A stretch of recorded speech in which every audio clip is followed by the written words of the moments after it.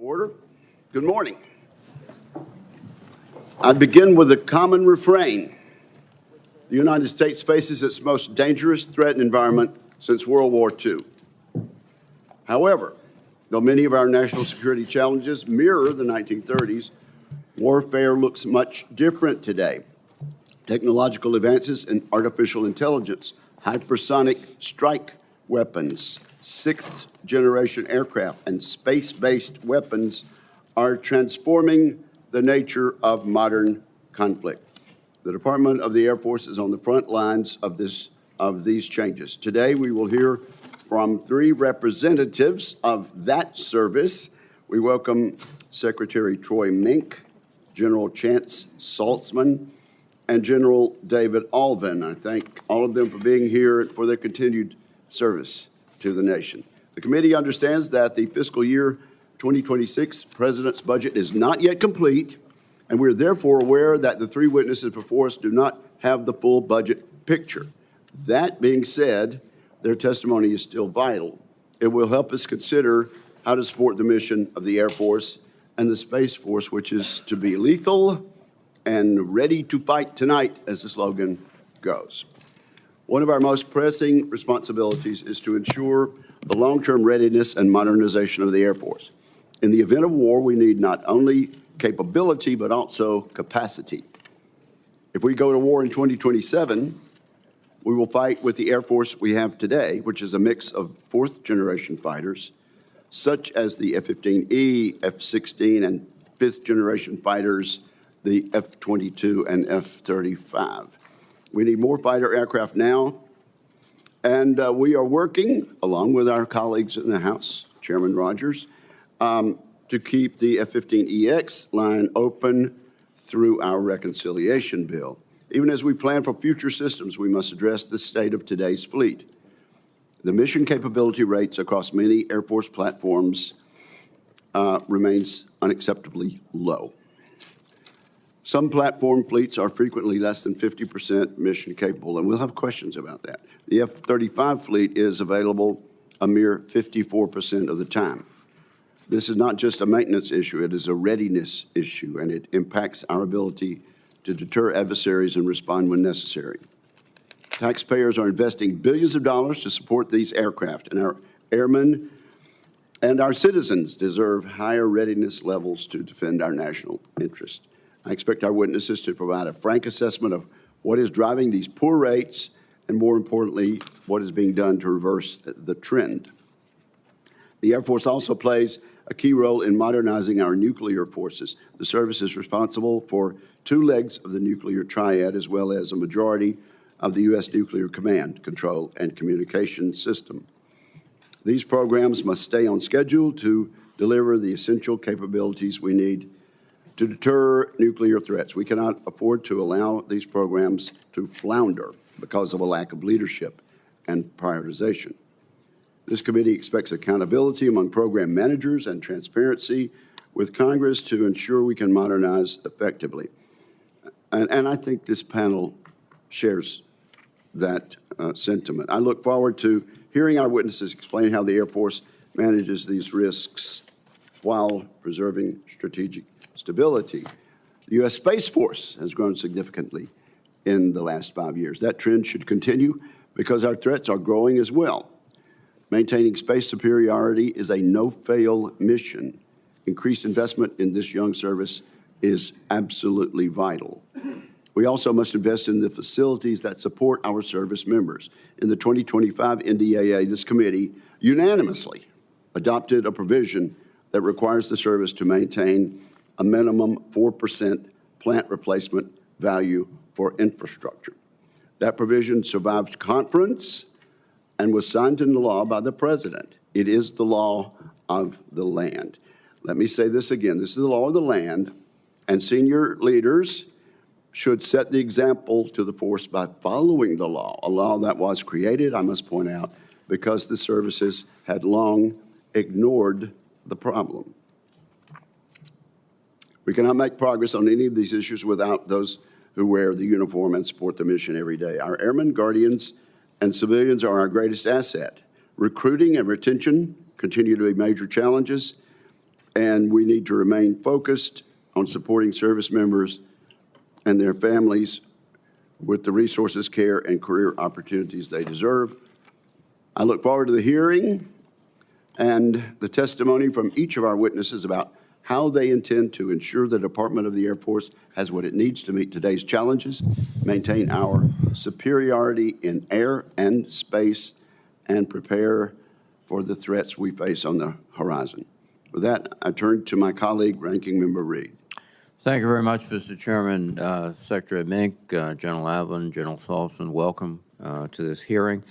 Thank you for your leadership, and please share the committee's gratitude to all the men and women who you lead in the Department of the Air Force and the Space Force. The air and space domains grow more complicated by the day, even as our forces continue to fly and operate the finest aircraft and space assets in the world. Our adversaries, in particular China, Russia, and Iran, are developing their own cutting-edge air defense systems, aircraft, missiles, and satellites. The capability of such weapons is evident, as we saw only last month when a number of American F-16s and an F-35 experienced close calls from Houthi air defense fire over Yemen. Additionally, just 1 year ago, Iran launched a large-scale attack against Israel, and many feared significant destruction. However, dozens of American F-15 fighters intercepted more than 70 drones and missiles, and Israeli and U.S. Navy air defense systems shot down hundreds more. The U.S. Space Force provided critical intelligence, surveillance, and reconnaissance information, as well as command and control capabilities. 99% of Iran's missiles were shot down, a strong demonstration of America's air and space-based kill chain. Despite these formidable capabilities, however, the Department of the Air Force will need to quickly evolve its technologies to keep pace with and outstrip our rivals. To that end, the committee looks forward to receiving and reviewing the President's defense budget request for fiscal year 2026. I urge the White House to deliver that as soon as possible.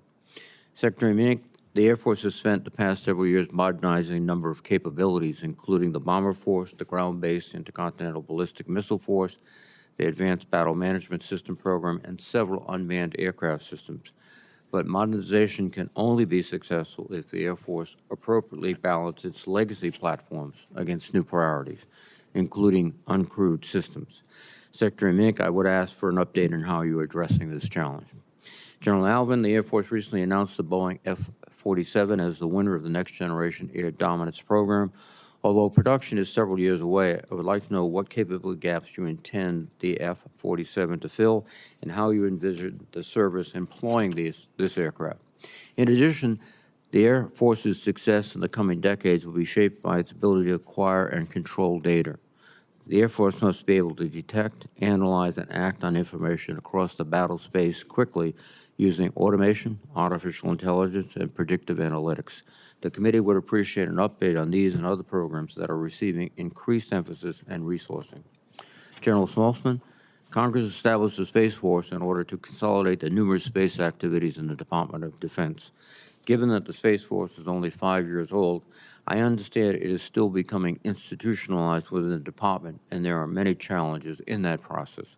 I would like to know how you are growing the service in terms of personnel and structures like the Space Development Agency, and how you are working to foster a service culture that can succeed in the dramatically evolving space environment. Finally, the President has directed the Department of Defense to develop a so-called Golden Dome to defend the U.S. homeland against missile threats. So far, details for this initiative have been scarce, but I understand the concept will rely heavily on space-based detection and warning systems. I would ask each of you, our witnesses, to explain your respective roles in the Golden Dome program and how you plan to shift resources to accommodate it. Secretary Mink, General Allvin, and General Saltzman, thank you again for appearing today, and I look forward to your testimony. Thank you. Gentlemen, the three of you have submitted written testimony consisting of 18 pages. Rather than ask each of you to read 6 pages at a time, I'll ask, how do you propose to proceed on opening statements. General Allvin. Chairman, I'm happy to hear. I have an opening statement I can read, or we can defer that and get to questions. Oh, no, let's, so you're all three prepared to make opening statements, and General Allvin, you are recognized. Thank you, Chairman. Good morning, Chairman Wicker, Ranking Member Reed, and distinguished members of the subcommittee. I'd also like to extend a warm welcome to our new Secretary of the Air Force, Dr. Troy Mink, and express my appreciation to the committee for supporting his confirmation. The Department of the Air Force will be well served under his leadership. Today, I'm proud to represent the 677,000 total force airmen serving the nation. I want to thank you for your support, not only for those airmen, but for their families. I'd also like to express my immense pride in the exemplary performance of our airmen in securing our homeland and deployed worldwide. From the Indo-Pacific to the Middle East to our southern border, they are working around the clock to deliver air power anytime, anywhere to protect the United States. The strategic landscape has shifted dramatically. We now operate in a world where the PRC is not only rapidly modernizing its military, but is doing so with a clear intent to coerce its neighbors and reshape the international order, to include a PRC nuclear breakout that demands unmatched deterrence capabilities. In parallel, we're seeing unprecedented threats to our homeland. These converging pressures make one thing clear.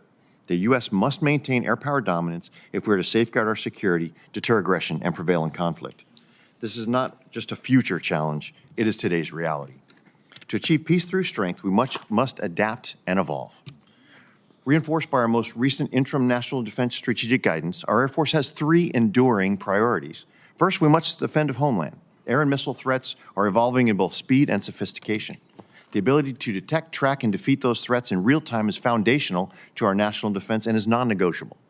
Simultaneously, the United States Air Force provides a reliable, effective, and safe nuclear deterrent that is the backbone of strategic stability. These priorities are paramount, cannot fail, and must be given equal weight. Finally, we must project power globally, either independently or as part of the joint force, to rapidly respond anywhere to deter aggression and win. This is what makes our Air Force unique and what is needed now more than ever. To achieve these priorities, we are asking for sustained support and modernization and the development of new capabilities. The FY26 budget request is designed to build a force aligned with today's operational realities.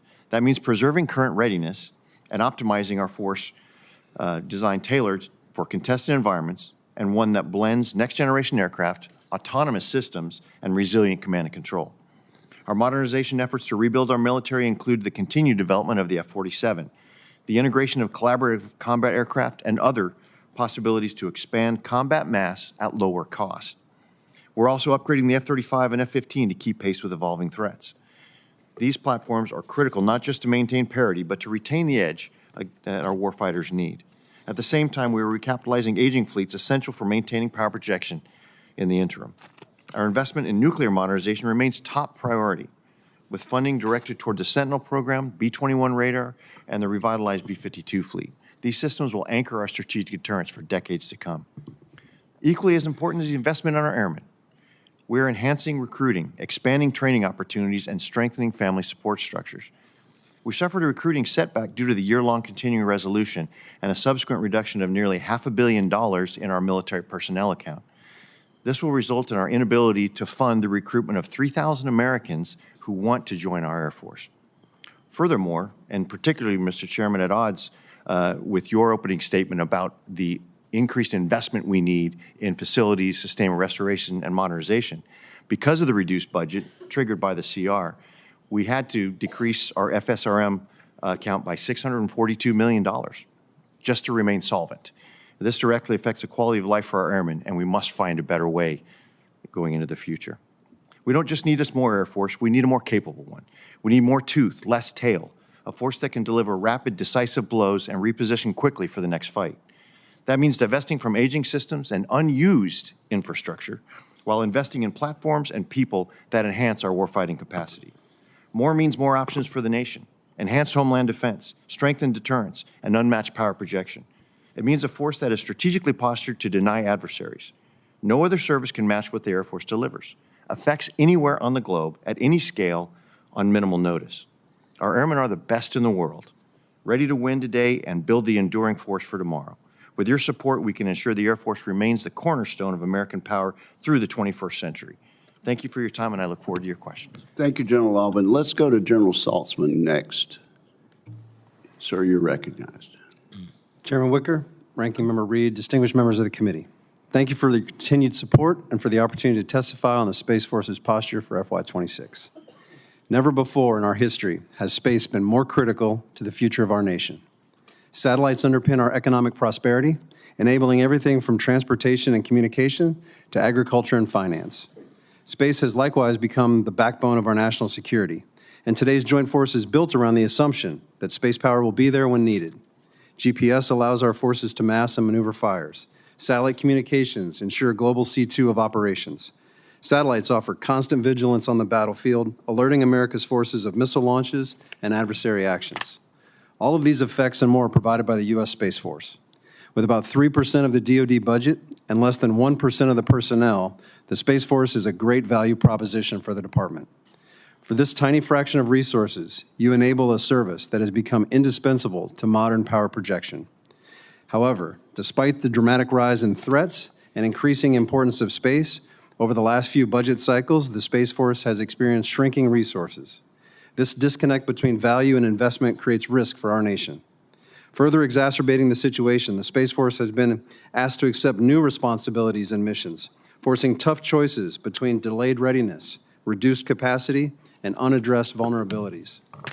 To illustrate my point, in the past 3 years, the Space Force has been asked to take on new missions like ground and air-moving target indications and adding new space control capabilities.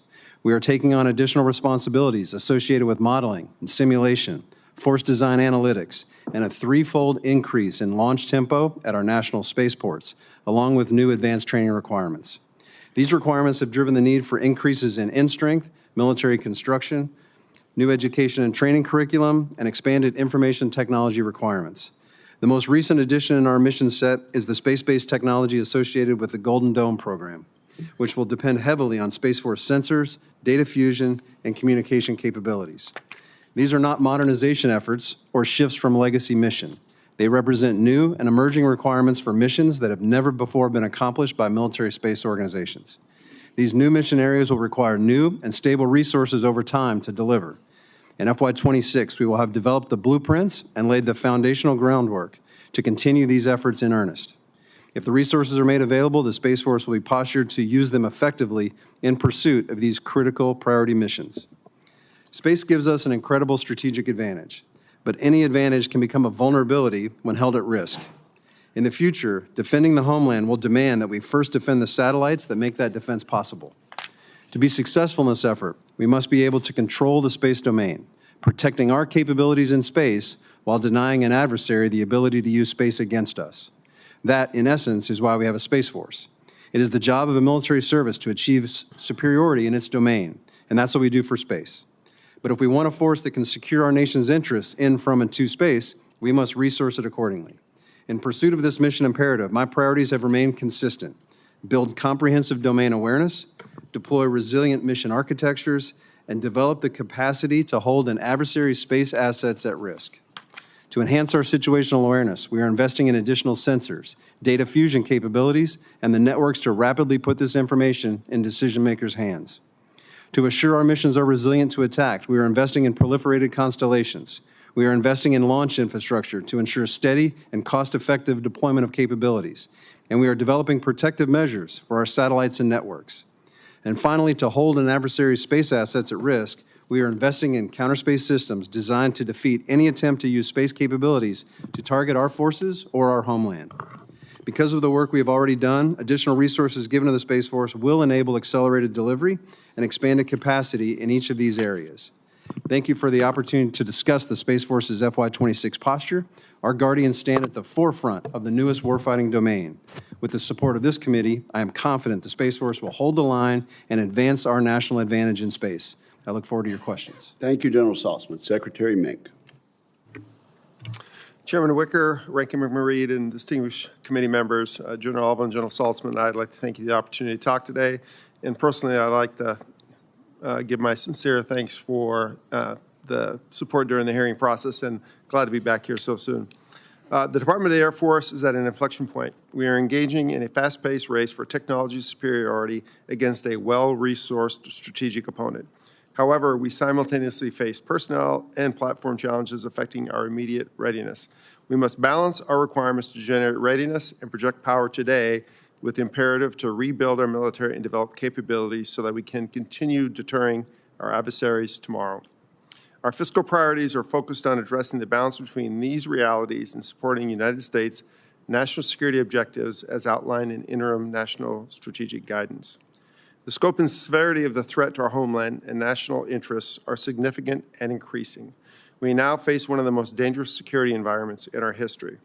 The Department of the Air Force has structured for long-term strategy around belief that China is our pacing threat, and this reality directly influences the department's fiscal priorities. China's defense budget has nearly doubled during the past 11 years, growing 6% annually on average. U.S. defense spending has grown around 3% over the same period, increasing below the inflation level over the last 5 years, and many of our ally partners' defense spending rates are even lower. These limitations have allowed China to start closing the gap in capabilities. Defending the homeland is the Department of the Air Force's top priority. We will do so by continuing to modernize our nuclear forces, especially through the Sentinel, B-21 long-range standoff weapon programs, as well as the nuclear command and control communication that support these systems. We are also eager to support the President's Golden Dome for America. While still in the conceptual stage, there is no question that the Department of the Air Force will have a significant role in this project. Our next priority is to deter China and others. We will do this through investing in our people, our readiness, and our posture within Indo-Pacific region. We believe that our people are and will continue to be our nation's key competitive advantage.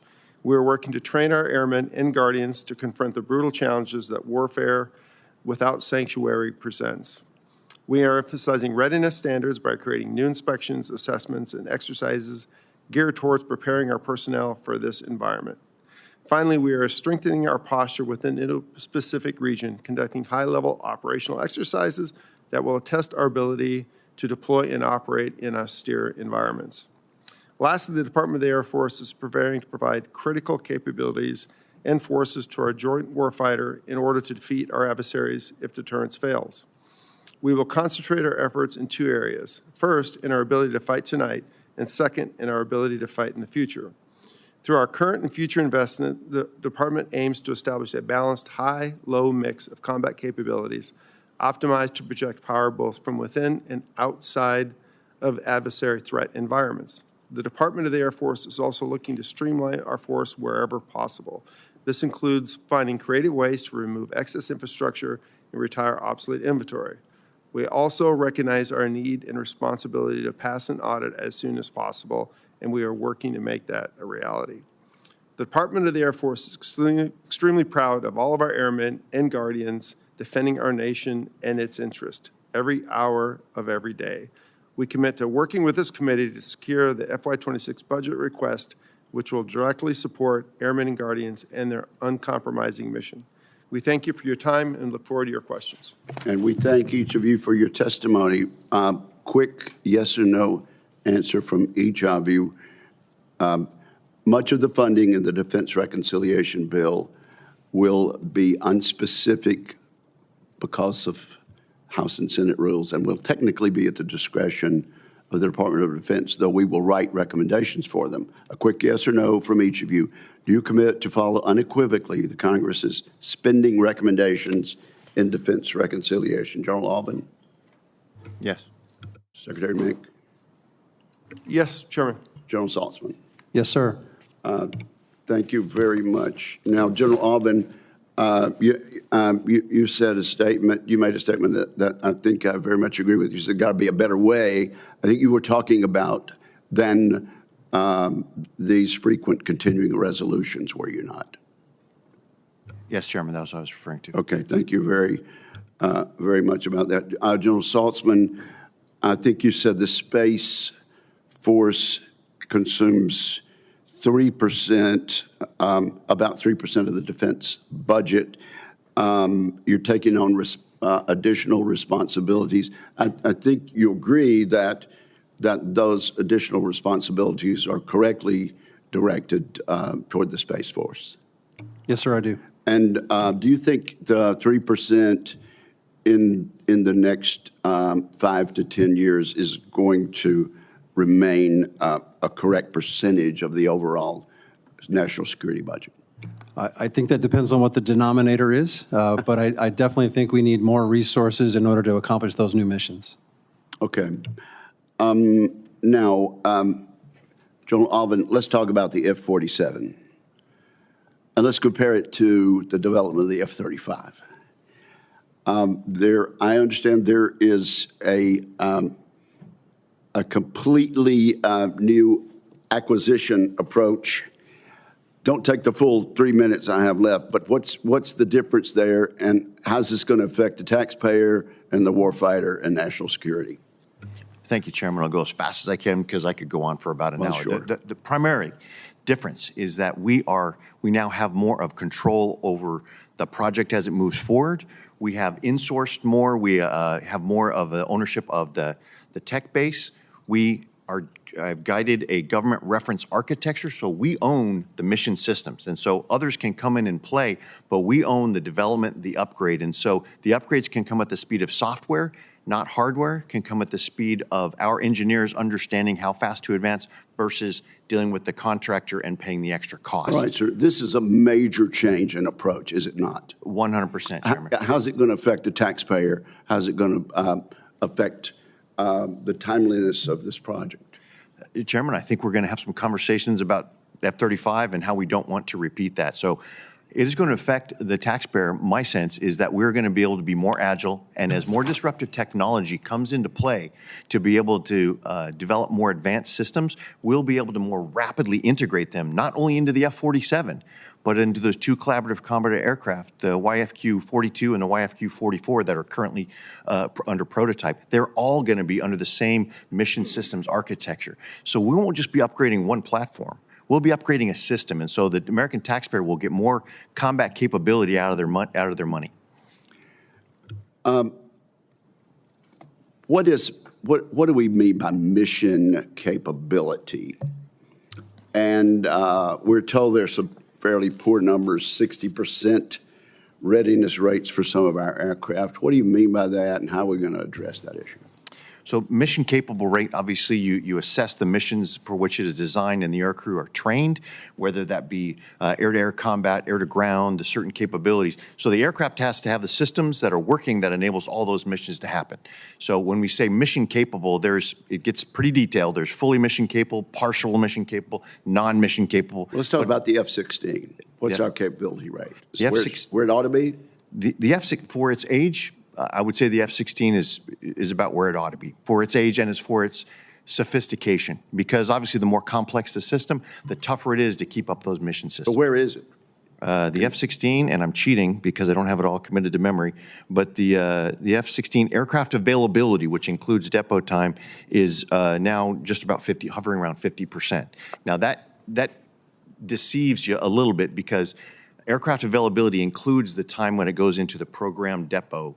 And so its mission capable rate is higher than that, and I can get that for you here. Let's see, I can actually now. It's a 62% mission capable rate.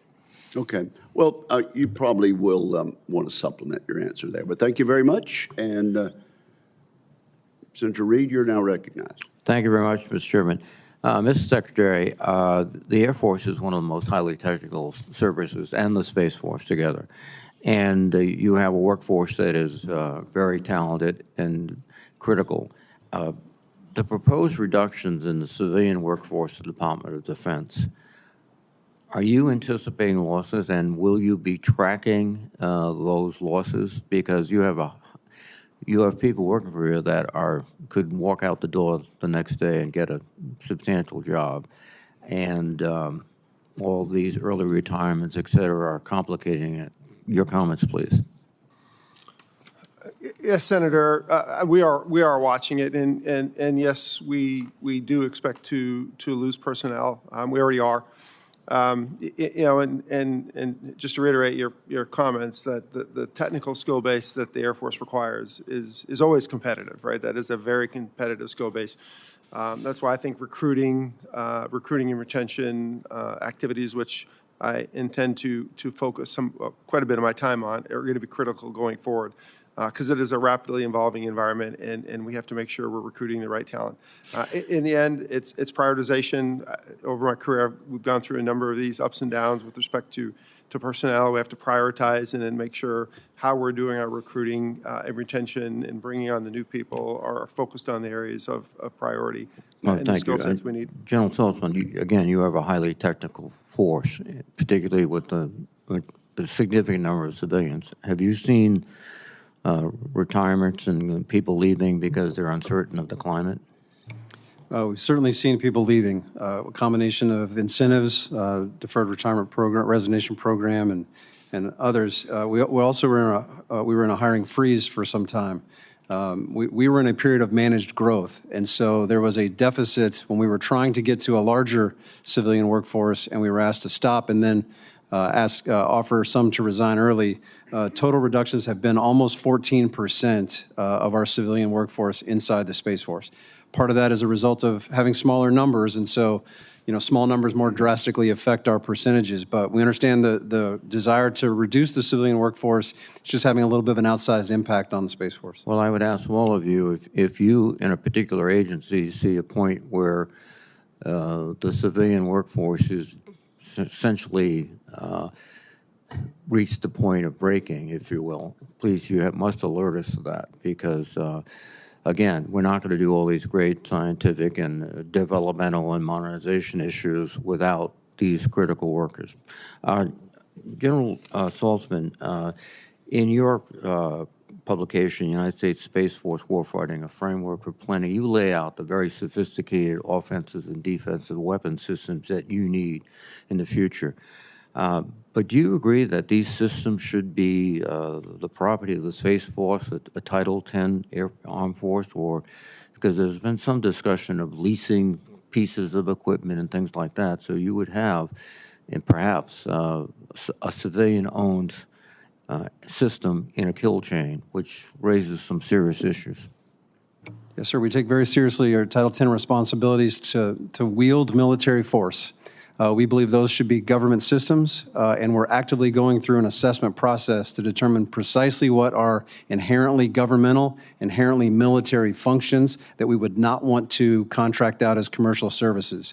There's some fine lines there between the data that you use and how that data is acquired, and then how it's used in terms of targeting, et cetera. But we're trying to be very, very precise so that we retain governmental control for those things in the kill chain. Thank you.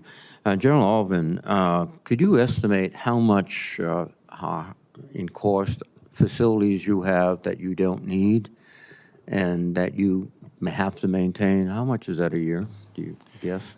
Senator Short, as far as the volume, we estimate we have at about 23% excess vertical infrastructure, so actually buildings and structure, about 60% excess horizontal. So overall, the dollar value is about 30%. Our estimate, our rough estimate, is it costs us an additional maybe $1.5 billion a year just to be able to maintain that. And so that was sort of the source of my, I guess, ill-delivered issue on that. I'm not lamenting the Senate's very strong interest in making sure our airmen have a place to work and live that makes sense. It's the excess that we don't need, and it doesn't.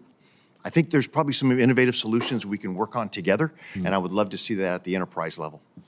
Well, thank you very much. I think you're right. I think we have to look at an innovative way to reduce these facilities, lower your costs, free up $1.5 billion perhaps in the Air Force, and put it back into quality of life or into systems. Thank you, gentlemen. General Allvin, you can allow for that excess and still comply with the statute, can you not? We must, because it is in law. Yes, absolutely, Chairman. Recognize that. Thank you very much. Senator Fisher. Thank you, Mr. Chairman. Secretary Mink, at your confirmation hearing, you committed to utilizing all available tools to accelerate Sentinel emplacement and ensure that our nation's ICBM capability does move forward. The Nunn-McCready review concluded that the continuation of Sentinel is essential to our national security. And thanks to the thoroughness of that review, we can make smarter changes to the program that will reduce the projected cost and schedule of the program. However, the Air Force needs to start making design decisions that will get us to milestone B. The longer you wait, the the more likely it is that costs will increase. I also don't want to see the Air Force choose to raid Sentinel budget lines to pay for other programs because the Air Force has delayed Milestone B decisions. So, Mr. Secretary, I know you've been in this position for all of about a week now, but next time you come before the committee, I would want to have a robust discussion on Sentinel's progress and the risks that we would incur if the program is arbitrarily delayed or underfunded. Also, sir, U.S. Stratcom Commander General Cotton has recommended that the Air Force procure at least 145 B-21 bombers to meet his requirements as Stratcom Commander. How do you intend to work with Stratcom to understand these requirements and ensure that the Air Force procures enough B-21s so that we can meet that projected threat? Thank you for the question, Senator. Just with respect to Sentinel, yes, ma'am. The 5th day into the job, I will be having my first deep dive into the Sentinel program. So this Friday, it's scheduled. Great. That'll just be a start. So yes, Senator, something we have to get on. Obviously, the number curve led to some restructuring of the program. What exactly that's going to be, I'll be working with the team, and I'm happy to get back with the committee when I get more detail on that. B-21, yes, Senator, I understand that General Cotton, and I do expect to be meeting with General Cotton soon, I hope, to discuss his entire portfolio, but B-21 is a big part of that. But the department, I understand the department is working with Stratcom as well as Joint Staff and throughout the administration, the SecDef, to help define what is that long-term requirement and do we need to increase beyond 100? So we are looking at that, and it is one of the areas. And thankfully, that is one of the programs that's actually executing pretty well within the department. Right. The Stratcom commander does have to express his needs, his requirements, so he can address the threats, and then it's up to the services to step forward and meet those requirements. Am I stating that correctly? Into the Joint Staff, and then, yes, the service executes on that requirement. Okay, thank you. General Saltzman, all of the other services are investing heavily in long-range fires, and as I've said many times, we can't shoot what we can't see. We are going to need to rely heavily on our space-based systems to track objects beyond the line of sight. How does Space Force work with your sister services to understand what space capabilities they will need to rely on so that they can close those kill chains? Yes, ma'am. We were designated the Joint Space Requirements Integrator by the JROC on the Joint Staff, and one of the ways that we execute those responsibilities is we stood up a requirements integration cell in the J8 where all the services can put their requirements in, we vet them all, make sure there's proper attention given to each requirement, and there's not too much redundancy, but no gaps in the capabilities as well. Programs like our ground moving target indicator, soon to be our air moving target indicator, account for these requirements, what the fidelity of the data is, what the latency of the data to support weapons system in-flight updates, et cetera. We make sure we account for all those things as we develop the programs. Thank you. And Mr. Secretary, in the submitted Air Force posture statement, you describe SAOC crucial to any future warfare endeavor. I agree with that. And it's for this reason that I was disappointed that President Biden, his budget request last year did not include any military construction funding necessary to support SAOC. Do you agree that the Air Force should be planning for SAOC's associated military construction projects, those hangars and ramps, for example, to be completed by the time that SAOC is expected to reach the initial operating capability by 2032? Yes, Senator, we should be planning for that, and I've already had some discussions on that to make sure that we're ready. Will you continue to have the Air Force work to ensure that those projects are going to be completed in a timely manner? Yes, Senator. Thank you, sir. Thank you, Mr. Chairman. Thank you very much. Senator Hirono. Thank you, Mr. Chairman. I'd like to start by noting a very questionable act by President Trump recently, wherein he confirmed that he is planning to accept a $400 million Boeing 747 gift from the Qatari royal family. Let's call this what it is. The president is using the DoD to accept, you could even call it launder, an impermissible gift to skirt constitutional limitations on the acceptance of personal gifts from foreign governments without congressional approval. Even more brazenly, he is placing the burden to retrofit the aircraft on the Air Force, which experts say is likely to cost more than $1 billion before transferring it to his own personal use post-presidency. And of course, a particular concern to this committee as well as other committees, accepting this gift brings with it significant counterintelligence risks. And as we sit here concerning ourselves with the use of taxpayers' money from both an operational security and financial management standpoint, it makes little sense that this should even occur. So, Mr. Chairman, I wanted to make a note of what it is not just me, but others consider very questionable behavior by this president. Moving on to questions for General Saltzman. The Space Force is planning to install up to 7 additional telescopes on Haleakala on Maui to support space domain awareness. Monitoring and tracking the increasing number of objects in orbit is critical to supporting the joint force. However, Haleakala holds cultural significance to the Native Hawaiian community. And given the unique environmental and cultural significance of Haleakala, will you commit to working with and listening to the concerns of local stakeholders to ensure transparency and community engagement as the Space Force considers options for this project? Absolutely, Senator. We have conducted several community engagements, and we will continue to do that as we progress with the project. I appreciate that because I know that what you are contemplating is very important, and the last thing we need is for the community to not have the kind of awareness and support that it needs to enable us to and you to go forward. For General Allvin, with the ongoing retirement of the aging E-3 fleet, Pacific Air Forces has identified an urgent need to find a replacement as soon as possible, and I have discussed this with others. Also, my understanding is the Air Force is planning to spend an additional $400 million in fiscal year 25 for an advanced procurement of the E-7 wedge-tail replacement aircraft. Can you talk about the importance of rapidly fielding an E-3 replacement aircraft to support operations in the Indo-Pacific? Thank you very much, Senator, and we couldn't be more on target there with the idea of being able to maintain our ability to do airborne warning and battle management.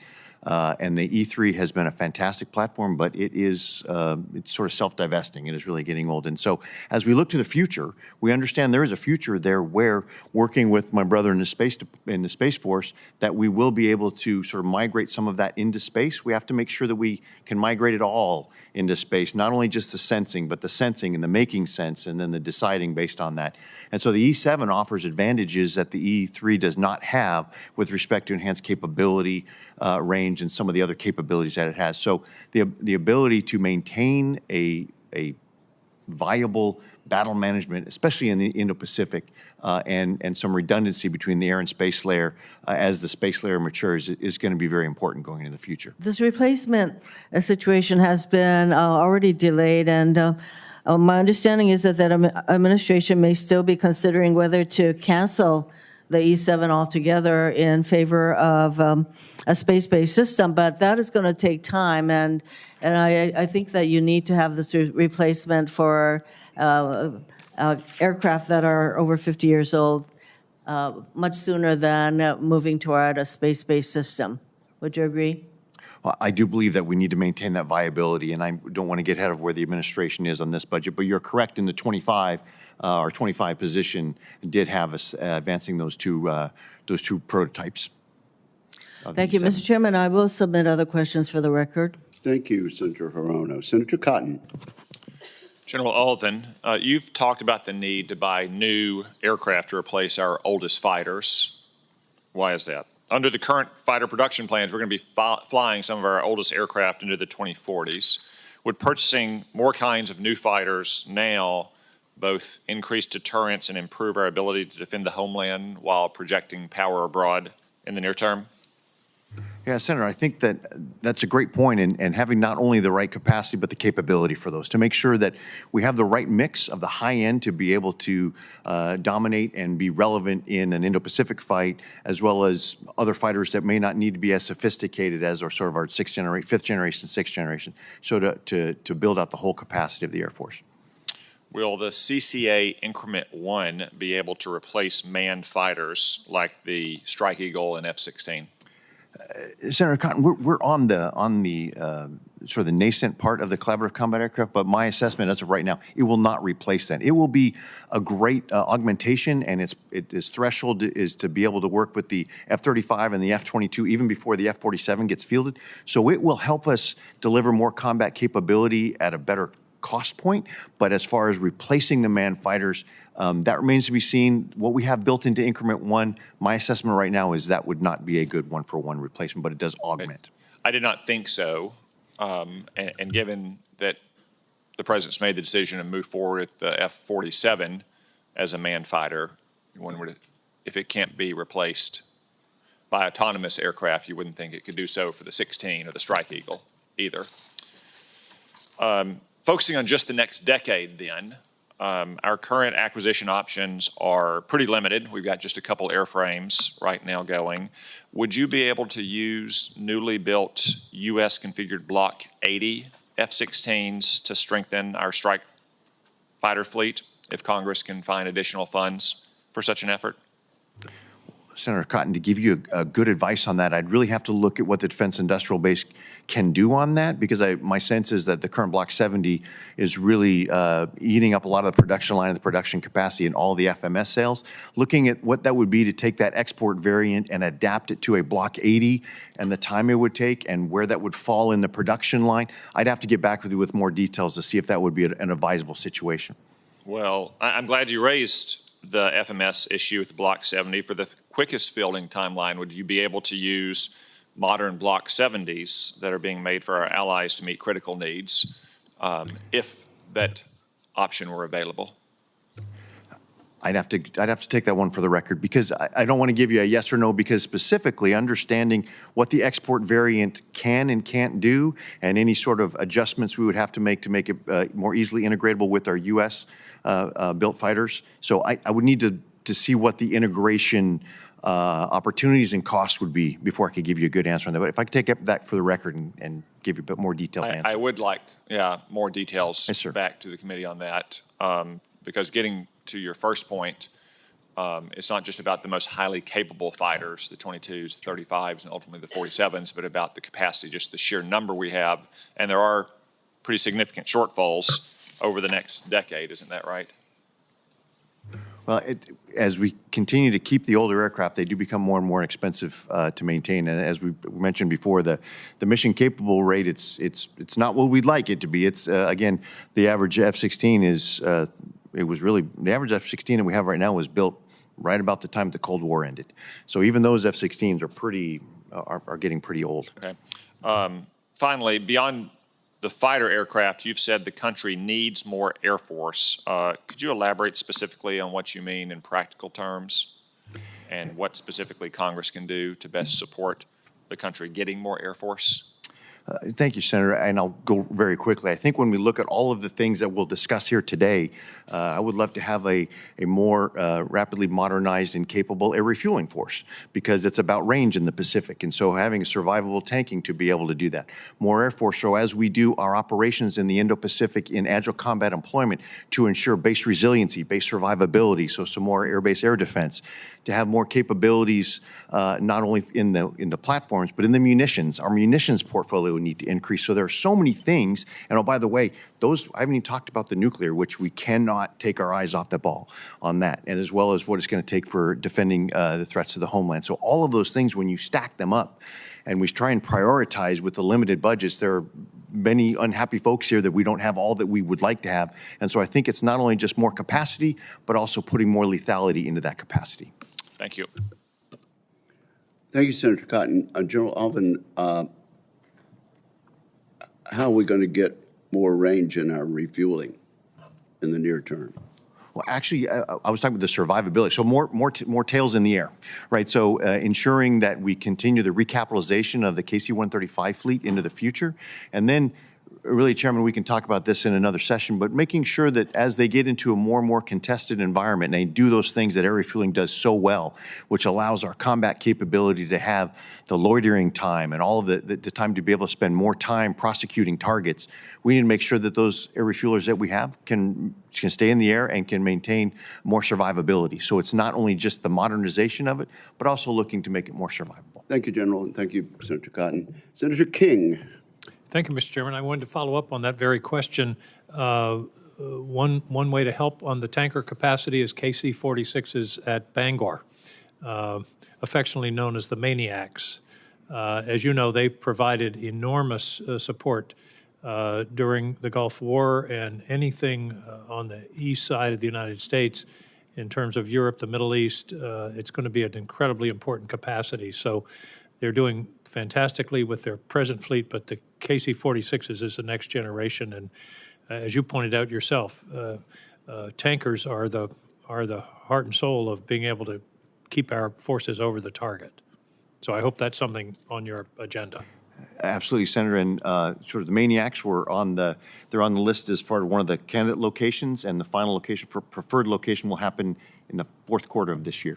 I appreciate that.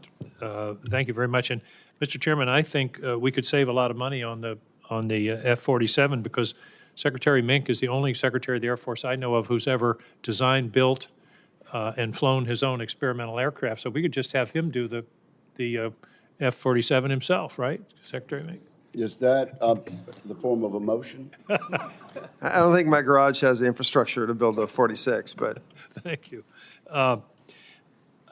General Allvin, I am concerned about availability and mission availability. You mentioned a couple of figures, 50%, 62%. The commercial air fleet is in the high 90s. Now, granted, there are more complicated systems in the military, but I believe, and this applies to the Navy as well, that we really don't put enough emphasis on maintenance and availability. We're talking about very expensive products here, very expensive aircraft, and if we had more of them ready to fly, we perhaps wouldn't have to buy as many new ones. So I hope that could, I see that as closing that gap between 62% and 98%, which is the commercial availability rate, would go a long way toward helping us with our budget and also helping us with our readiness. Well, Senator, thank you for that. I would say that one of the big challenges is that the airlines have a profit model. They have a different business model. And so as they look at that, they generate their the difference value. is they have to meet a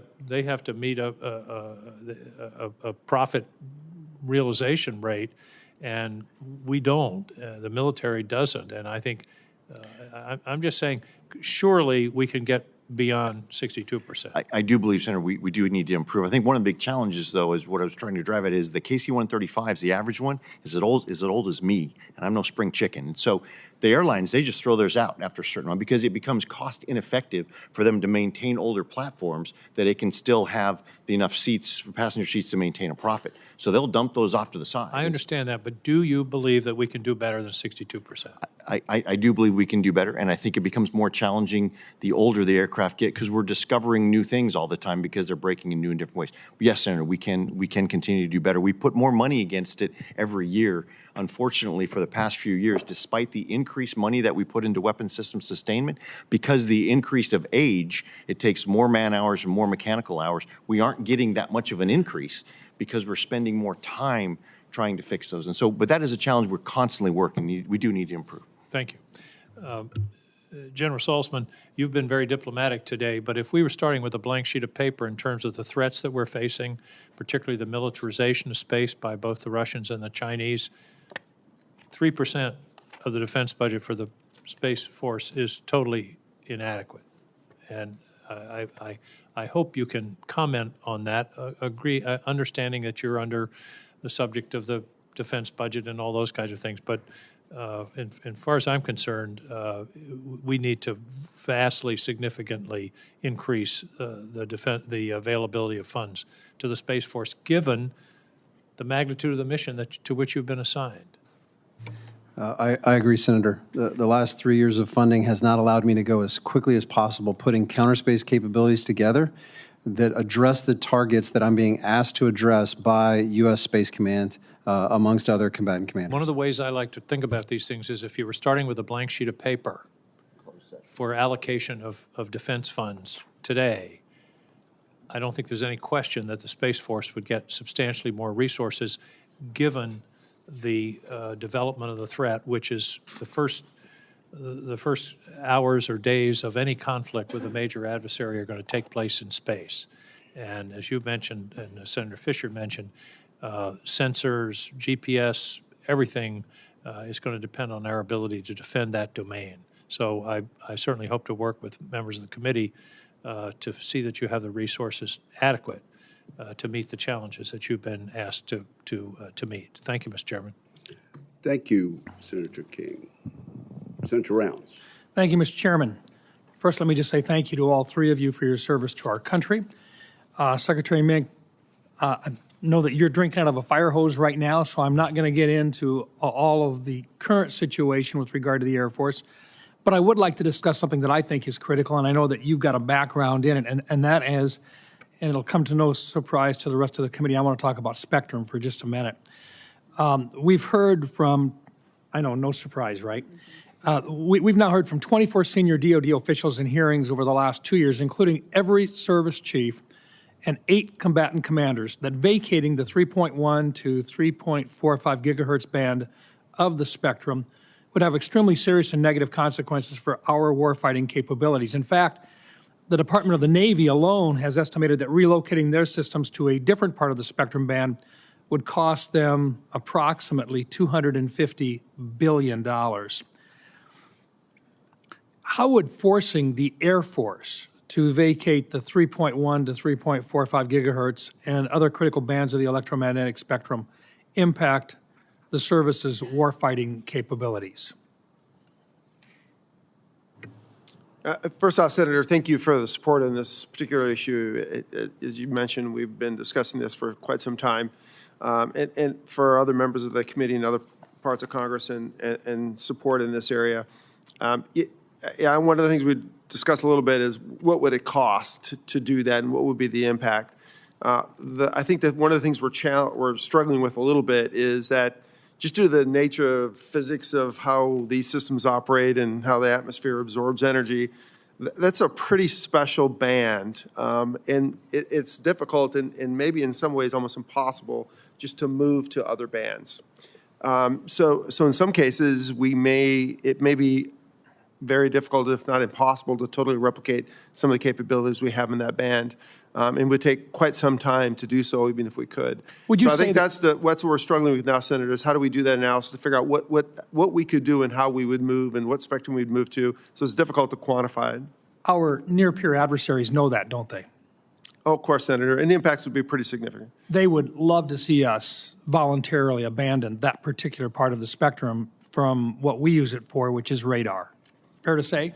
I would agree with that, Senator. Yes. It would be an unforced error for us to ever give up that part of the spectrum for one of its highest rated uses. The physics involved in it means that this is the place where radar really works. Without a much better transition plan and understanding of how we would do that, it would be a mistake, Senator. Thank you. Do you have any kind of an estimate as to what it would cost if we could migrate someplace else, even if it would not provide us as good of capabilities? Any idea yet at all? I think we actually had this discussion last night. I actually don't think, just because of that we don't have a coherent plan of where and how we would maneuver or move, we actually don't have a good number for you, Senator. Thank you. General Saltzman, look, based on what you know, the potential paths forward for building out President Trump's Golden Dome, is it possible to make it work if the Department of Defense were forced to vacate portions of the 3.1 to 3.45 gigahertz band and other unnamed critical bands of the spectrum that the Space Force currently uses as well? Senator, as we evaluate the sensors that are going to be necessary to pick up hypersonics, to pick up cruise missiles, to pick up ballistic missiles, the radars are essential in that area, and that 3.1 to 3.45 is, like, as the Secretary mentioned, the physical properties of that spectrum range are ideal for that kind of detection using radar, and so the sensing part of the Golden Dome would suffer if we had to vacate. This is a tiered system. It's not one which is totally space-based. There are certain assets in space that will help us to detect incoming weapon systems, but it is critical that it's tiered with other systems that are that are based on the terrain and in the area of the targets that we're protecting, correct? Most of our space domain awareness, which is what's required to close that kill chain as things transit through space, most of those sensors are ground-based. The system that we're building, the DARK system, lives in this particular spectrum band as well and is critical to space domain awareness. Thank you. I'm just going to, very, very quickly, General Allvin, we're contracted right now for 100 B-21s. Anywhere close to the number that we're going to need? Senator, if we could snap our fingers right now, I'd take as many as we could get right now. So as we look to the path of how many we get into the future, and we look at opportunities, we also need to look at what this B-52 modernization program, if it goes worse than we hope, then we would need more. If it goes better than we hope, I would say right now I'd take all I can get with the funding. But it's an incredible capability that turns out right now is testing pretty well. So the 100 minimum is certainly something we can stand behind. When we look at what the maximum is, I really want to look at the risk over time and opportunities over time. Thank you. Thank you, Mr. Chairman. And thank you. Senator Peters, you're recognized. Thank you, Mr. Chairman. Secretary Mink, following the Air Force's announcement last year to base 12 brand new KC-46 refueling tankers at Selfridge Air National Guard Base in Michigan, I was proud to have, at that time, have secured the Air Force commitment that that decision did not preclude Selfridge from receiving a future fighter mission. Following this commitment, and after years of advocacy by myself as well as the entire Michigan delegation, both Democrats and Republicans, the administration announced last month that Selfridge would also receive 21 F-15EX fighter jets to replace the base's aging A-10s. I'm certainly very proud, as all Michiganders are, of Selfridge's exceptional 108-year legacy defending our nation. And with this announcement, I'm certain that legacy will continue for decades to come. Sir, you have already publicly committed to honoring the KC-46 basing decision during your nomination hearing, which I appreciate. So my question for you is, following Selfridge's F-15EX announcement, do I have your commitment that future Air Force spending will support the recapitalization of Selfridge's A-10s with these new F-15EXs? Thank you for the question, Senator.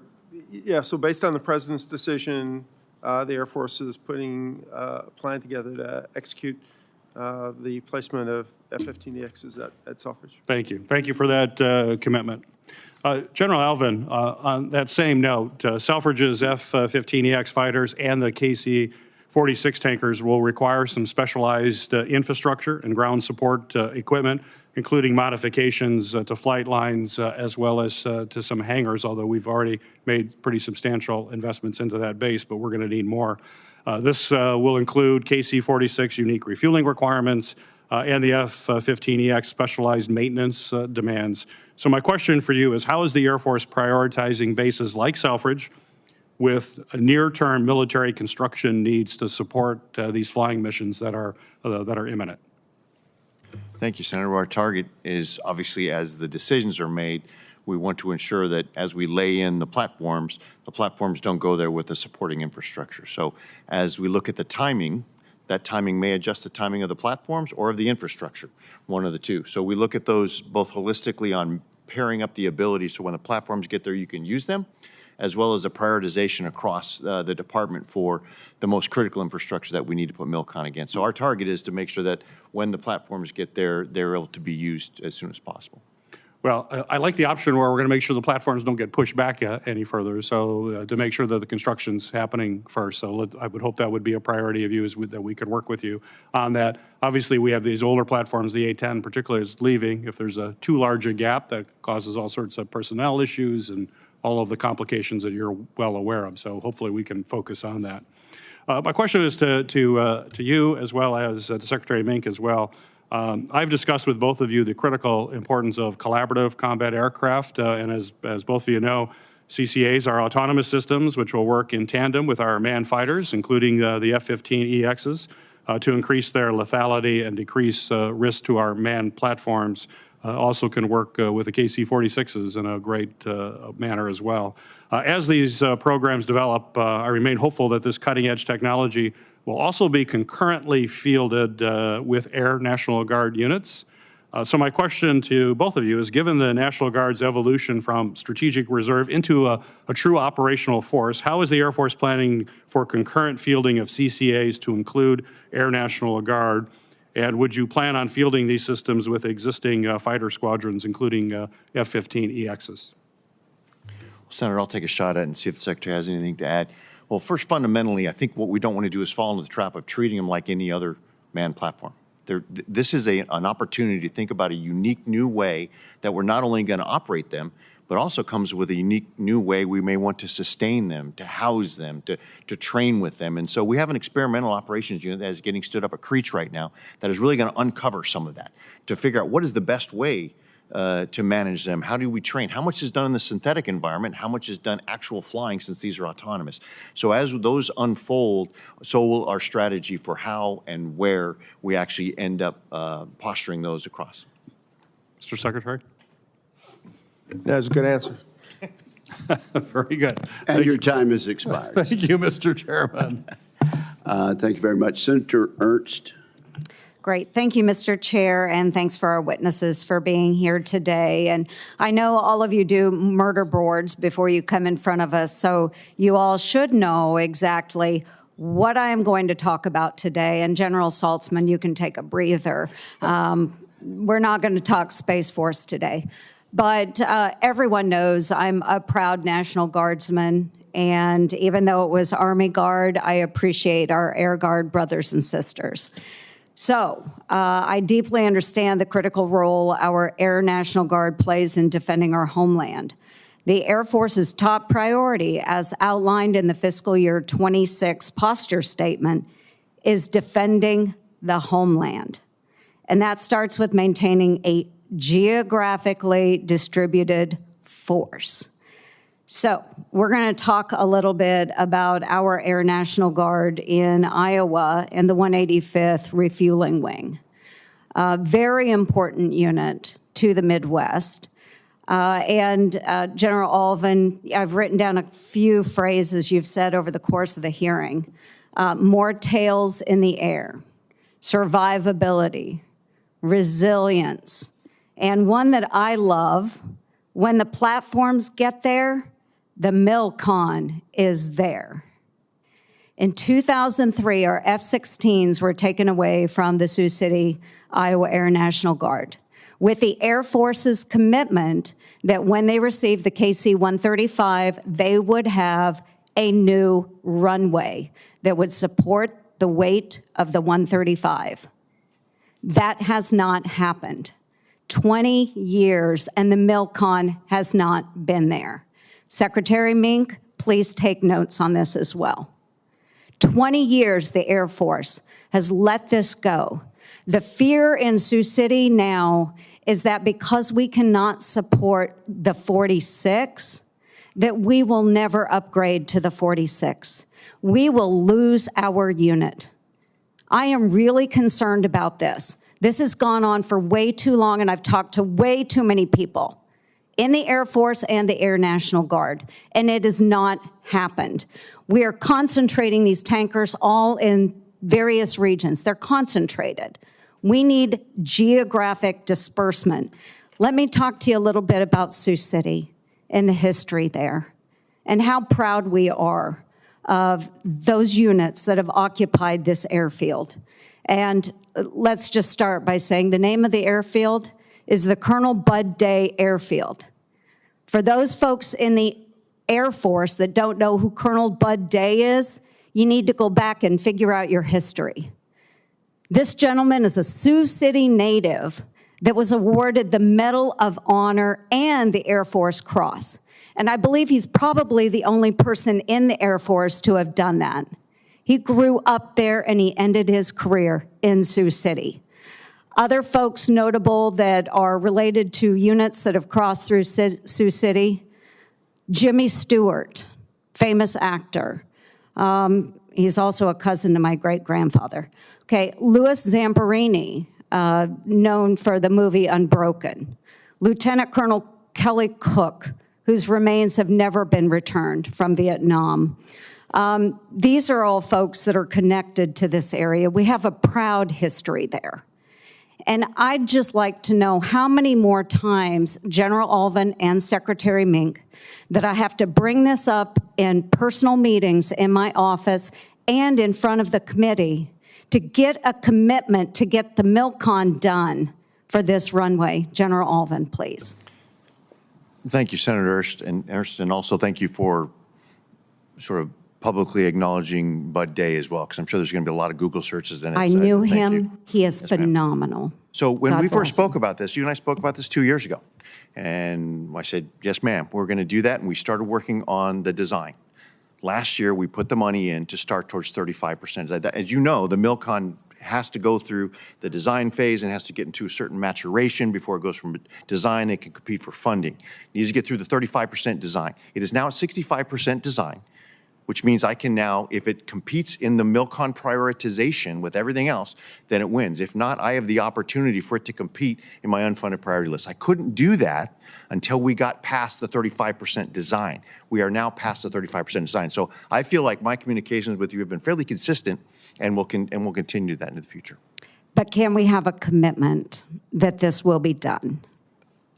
You have my commitment that I will continue to push on this. And yes, I think that's the key, is it's all about the funding to be able to support it. The design work is now, it's limiting any of the obstacles on our path to being able to actually do it. But now we're at 65% design. Thank you, sir. Secretary Mink. Yeah, Senator, as the chief mentioned, at 65% complete design rate, we can now start working it into the ranking for MILCOM, and once I see that, I'll make sure I come talk to you about it, Senator. Okay, thank you. I appreciate the commitment today in front of the public, and we look forward to seeing this completed in the near future. Thank you. Senator Kelly. Thank you, Mr. Chairman. General Allvin, last September, the Air Force activated the Integrated Capabilities Command to integrate requirements and development and emerging capabilities and to modernize the force. The formation of this command is very timely as the service moves towards NGAD, the F-47. So General Allvin, I'm interested in the F-47 and how you see this new command, the Integrated Capabilities Command, supporting future development, both for the F-47 and the B-21 and anything beyond that. Yeah, thank you, Senator. And we are now to the point where we have the Integrated Capabilities Command is in a provisional status. It was part of the series of activities that we had paused, and now we have a secretary in the seat who can evaluate those and make sure that we're on the right path for evolving that into where it needs to be. In its current instantiation, the vision is the value of the Integrated Capabilities Command is it doesn't develop the platform to be the best platform in the world. It understands what we're doing now is going through mission threads. What does that capability have to integrate with? It has to integrate with all the C3 and battle management, has to integrate with the other capabilities, the crypto modernization, all those things. Does it do the integration with the CCAs? It will ensure, yes, so that's the other value of it. It ensures that that system integrates with the others to develop an operational outcome, not just a performance parameter. And so it will ensure that. It will also ensure that as we move forward,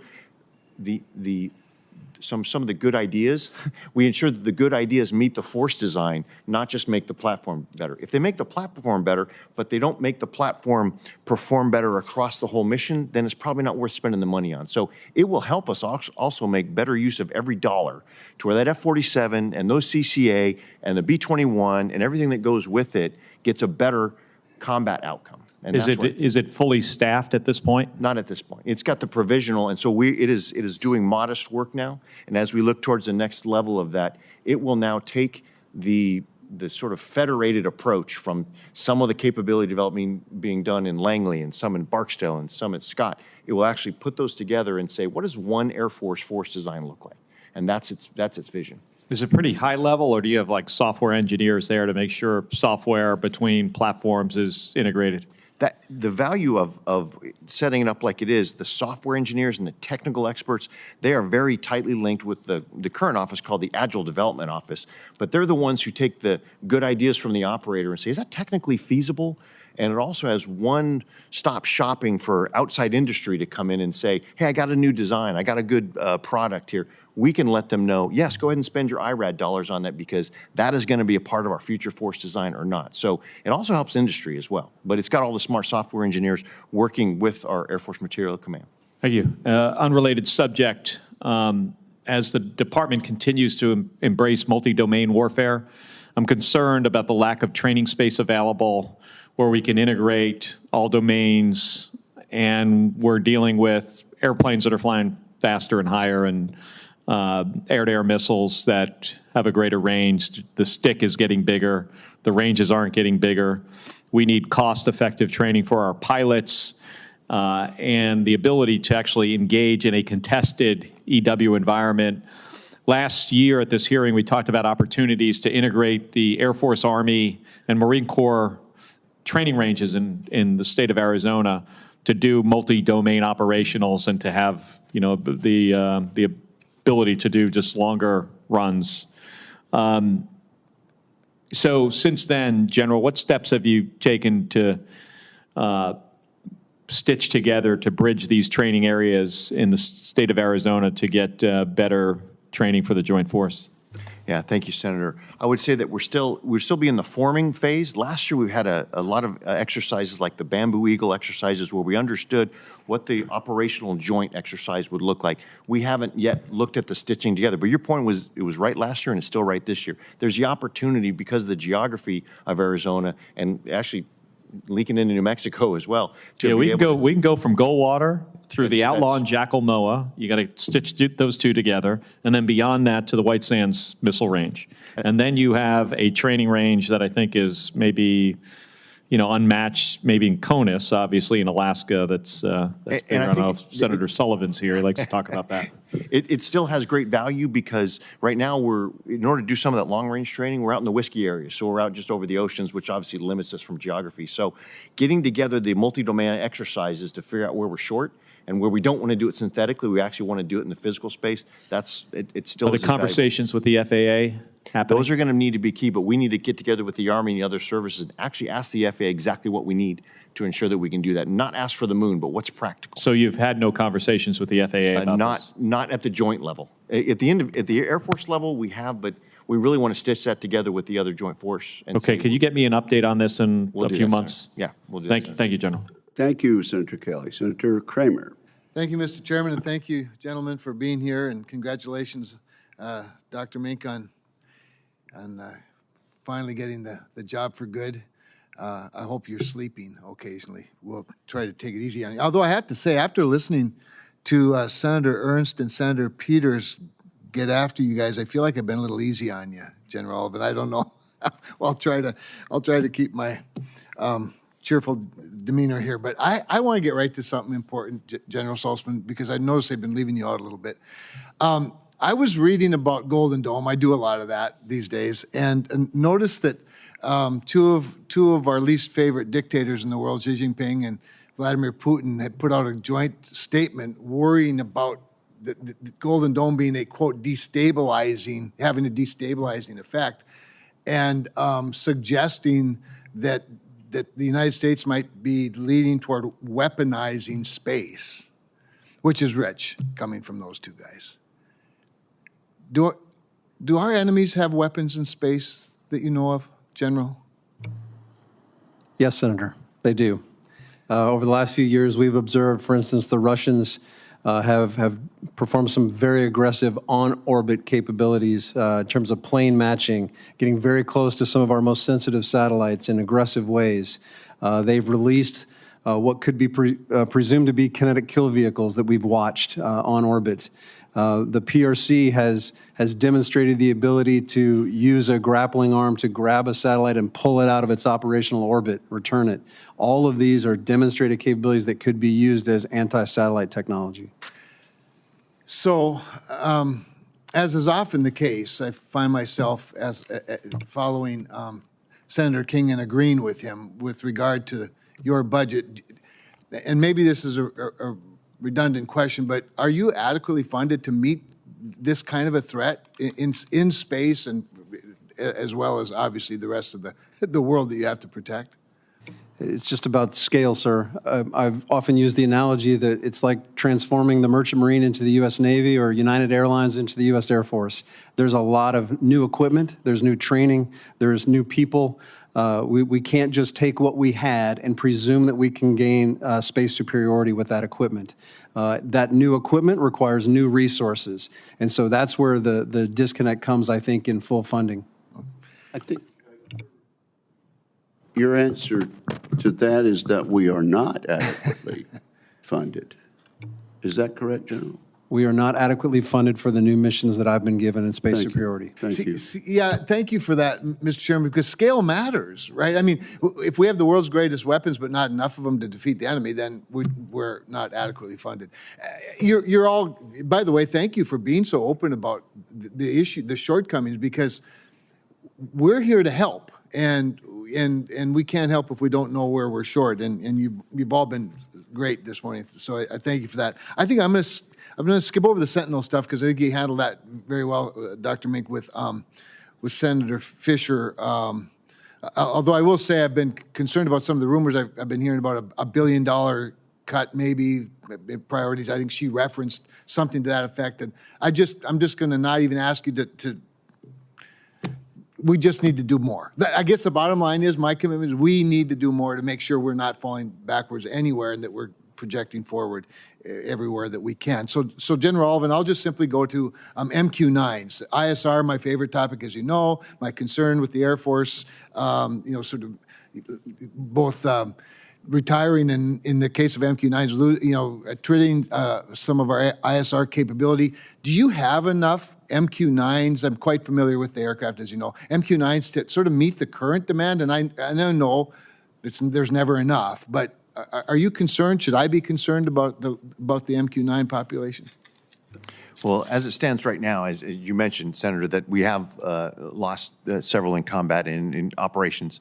As it exists today, we do our A3 is working with the Joint Staff and understanding how to alter the force offering. But as we continue to attrite more, it becomes more and more critical. I can probably give you a little bit more at a sure. higher level, but it is getting to the point where we need to ensure that every one of them is more as survivable as possible. And that some of the areas where we're hoping to improve, as you're well aware, some of the things we're looking to improve on are putting sort of the capability for the enhanced proliferated LEO architecture to be able to put that on the MQ-9. This is where I might make my sure. pitch for more funding flexibility, because right now it's a $17 million ask, and because that is above the below threshold reprogramming. We're having to go through a longer process with us in Congress to get that approved. But the more we could have that flexibility to be able to make, accelerate the fielding of those proliferated LEO architecture on those MQ-9s, it'll make them more survivable. Well, just as scale matters, so does speed, right? So we've got a lot of things to figure out, and we're grateful, Mr. Secretary, you're there to help us do that. Thank you, Mr. Chairman. Thank you, Senator Kramer. Senator Warren, you made it by a matter of seconds. It counts. You are Thank you. recognized. Thank you very much, Mr. Chairman. So look, we all want the Air Force to have the money it needs to keep us safe, and we all want those funds to be spent as effectively and as efficiently as possible. The Air Force's budget request was about $220 billion last year, and many of those billions going to develop weapon systems. But even then, contractors try to withhold technical data rights, preventing service members from repairing equipment that the Air Force itself owns. So, Secretary Mink, you know this problem. During your confirmation process, you said that in a contested logistics environment, quote, airmen will need to be authorized and empowered to manufacture parts and fix their equipment. I agree with you on this. When DoD secures repair rights, that increases our battlefield readiness and it lowers costs. When Tinker Air Force Base needed to replace a pressure door handle for the C-5 transport aircraft, the Air Force manufactured the part itself and saved 95% of the cost because it wasn't tripped up by contractor restrictions. So, Mr. Secretary, do you agree that this type of major cost savings makes right to repair a strategic priority for the Air Force and for its budget? Thank you, Senator. Yes, I do agree with that. And that's something I've already had discussions with the team on in the first couple days. I think it's not only from a cost perspective, Senator. I think from a readiness perspective, as General Allvin has discussed multiple times, both are affected with our ability to have more flexibility in how we do parts sustainment. Absolutely. Okay, cost and readiness. So it's no surprise that new polling just released today found that over 70% of voters overwhelmingly favor Congress passing a defense right to repair law. Americans know that this is a big opportunity to save billions of dollars. Secretary Driscoll is leading the way with the new Army Transformation Initiative released earlier this month, making it a standard for Army contracts to include right to repair from day one. But airmen far from home need to be able to fix their own equipment as well. They shouldn't be waiting, in some cases we know up to 6 months, for a refurbished T-38 trainer engine. So, Mr. Secretary, shouldn't the Air Force adopt a service-wide right to repair policy like the Army's policy so that we can get grounded jets back into the air faster? So, Senator, I'm not familiar with the details of what Secretary Driscoll has proposed, but the idea of having that flexibility, I fully support. Okay. And again, that's one of the things we're going to be looking at. I love hearing that you like the idea, but what we got to do is we got to put that idea into action. Right to repair is one important tool for the Air Force to protect its budget. But contractors will find any way they can to overcharge the military right up until the moment they get caught. Last year, DoD's Inspector General found that Boeing charged the Air Force 80 times, that's 80 times, the available commercial price for a soap dispenser during a C-17 sustainment contract. Now, that overcharge was found only through an investigation after the fact and sort of by happenstance. It makes you wonder what kind of other overcharges are going unnoticed. And that is why the IG recommended that contracting officers be notified when a price for an item like a spare part increases over 25%. Mr. Secretary, would the Air Force be in a better position to detect this kind of price gouging if your contracting officers had to be notified when there was a price spike? Yes, Senator. More data in this area would be always helpful. All right, good. You know, I'm working with my colleagues across the aisle to get this type of price information into the hands of all of our contracting officers, but the Air Force needs to be updating its own policies as well. Because we all agree that the Air Force's hundreds of billions of dollars should be spent efficiently to benefit our service members and our taxpayers, not just to benefit contractor executives. If we can get airmen the right to repair and contracting officers the information they need to stop price gouging, the Air Force can start buying smarter service-wide. And I look forward to working with you and with you, Mr. Chairman, and all of my colleagues on this committee to get it done. Thank you. Thank you, Senator. The senator from Alaska. Thank you, Mr. Chairman and gentlemen. Thank you for your testimony today. Mr. Secretary, congratulations. We are really excited to see you here. I'm going to bring up this map again. Can you scoot it over? This is our Russian-Chinese incursion map in Alaska. You know, we talk about defending the homeland. This is defending the homeland, right? We had another incursion in April. Some Navy stuff going on with the Russians that was happening very recently. All in our ADAs, all in our EEZ. And Mr. Secretary, you've done these ADAs Alaska missions, isn't that true? Yes, Senator. They're not easy, right? Many years ago with F-15s. They're not easy, right? You got to tank probably 3 or 4 times just to get out to the EEZ. It's a big state, isn't that correct?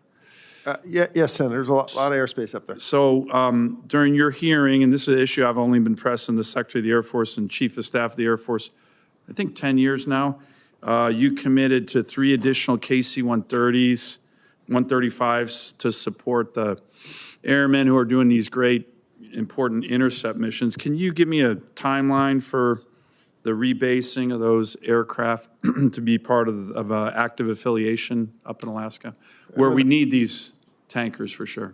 I'm going to try to call on a friend here. General Allvin, do you know the timeline on that?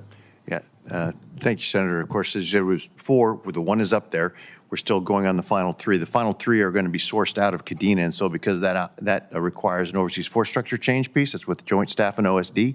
They're determined because most of the folks at Kadena spend up a lot of time in Alaska doing that support mission. So that is in process. It's going to be about a plus up of 175 airmen as well. So we wanted to ensure that they also have the right housing. As you know, we've discussed several times about ensuring that we have good off-base housing for them. And so right now, the overseas force structure change process is going on with OSD and Joint Staff. So that is moving forward. Okay. And that really was triggered after last fall's housing research and marketing analysis saying, yes, we believe now that the community housing is satisfactory enough to be able to start moving families up there. So what does that mean in terms of timeline? Do you have a estimate?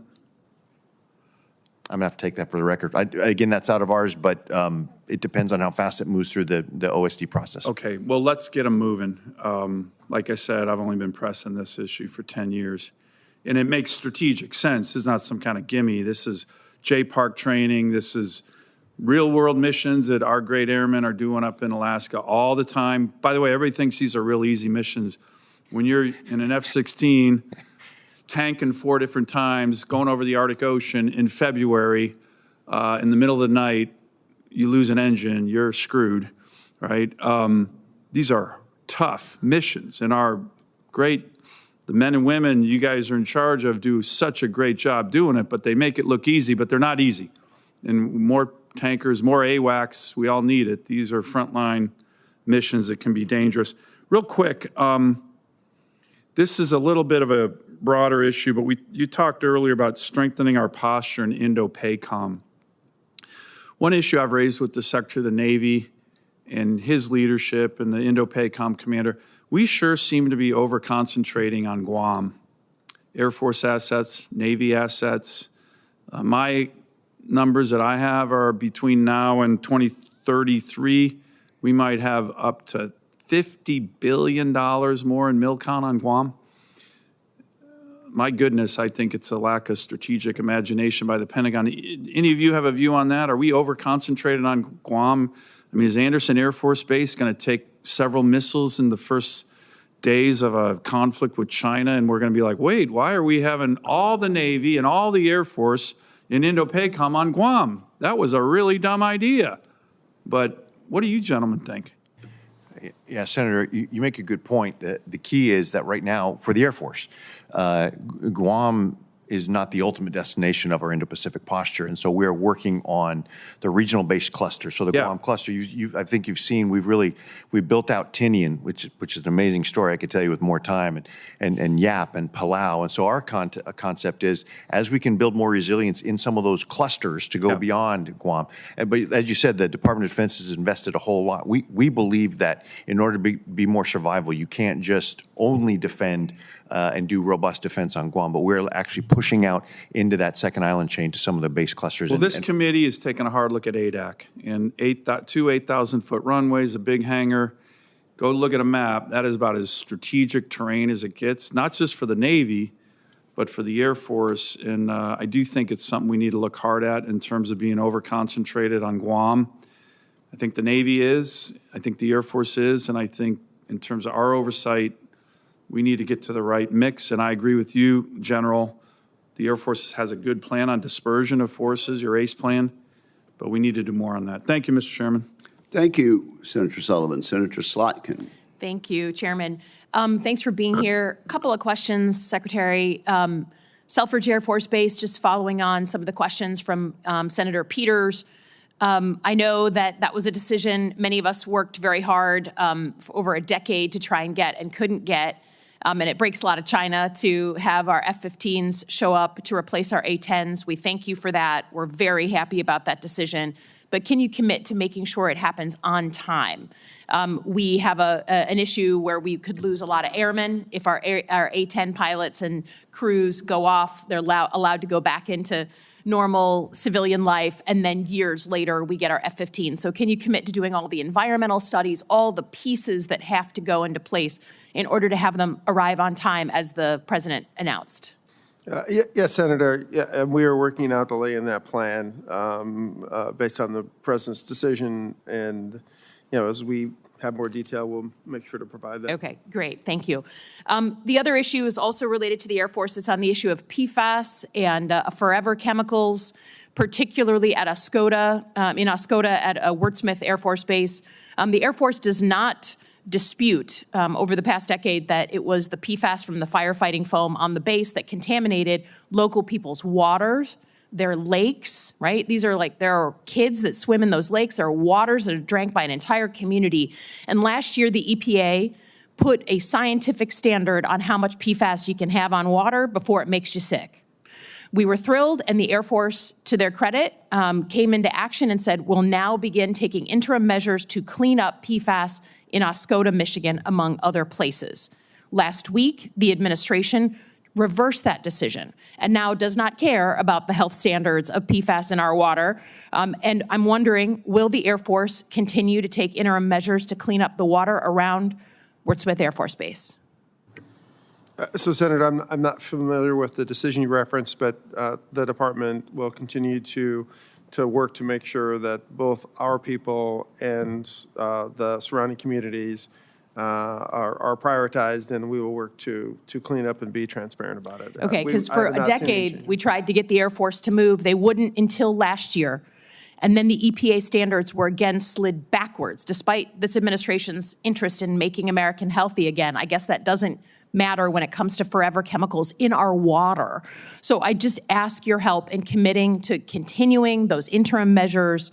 They're gradual, they're not steep, but we need to hold the Air Force, you have to clean up what you messed up for this community that cannot drink its water, that cannot safely swim in its water.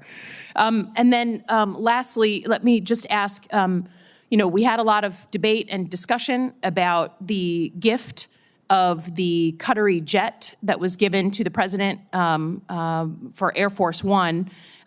Has the country of Qatar, General Allvin, submitted a request to buy F-35s an official request to the Pentagon? I have not received a request for them to buy F-35s. Mr. Secretary, are you aware, that's been reported publicly, that they have now submitted recently a request to buy F-35s?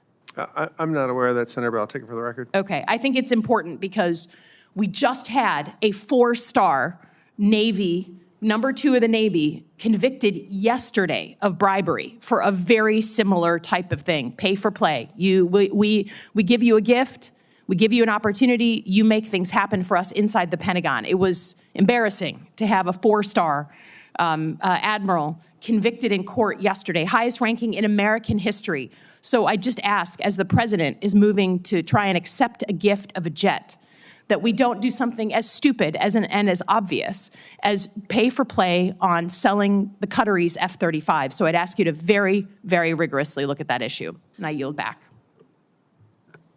Thank you, Senator Slotkin. Senator Scott. Thank you, Chairman. First off, thanks to each of you for your service. Joe Allvin, Secretary Mink, let me first talk about Homestead. As you know, we have our adversaries, Russia, China, Iran, are doing more and more in Latin America. Cuba's 90 miles away. We've got China. All of them are doing bad things down there. So can you just talk about the importance of Homestead Air Force Base and what you think the future of Homestead Air Force Base is? Homestead, of course, has been a long time very important base for the Air Force and for the nation, and will continue into the future. They're a very supportive community. They run a great mission down there, and so I believe Homestead is one of those that you should be very proud of, the community and the mission there that they conduct. So you both believe it'll continue to be a crucial military asset?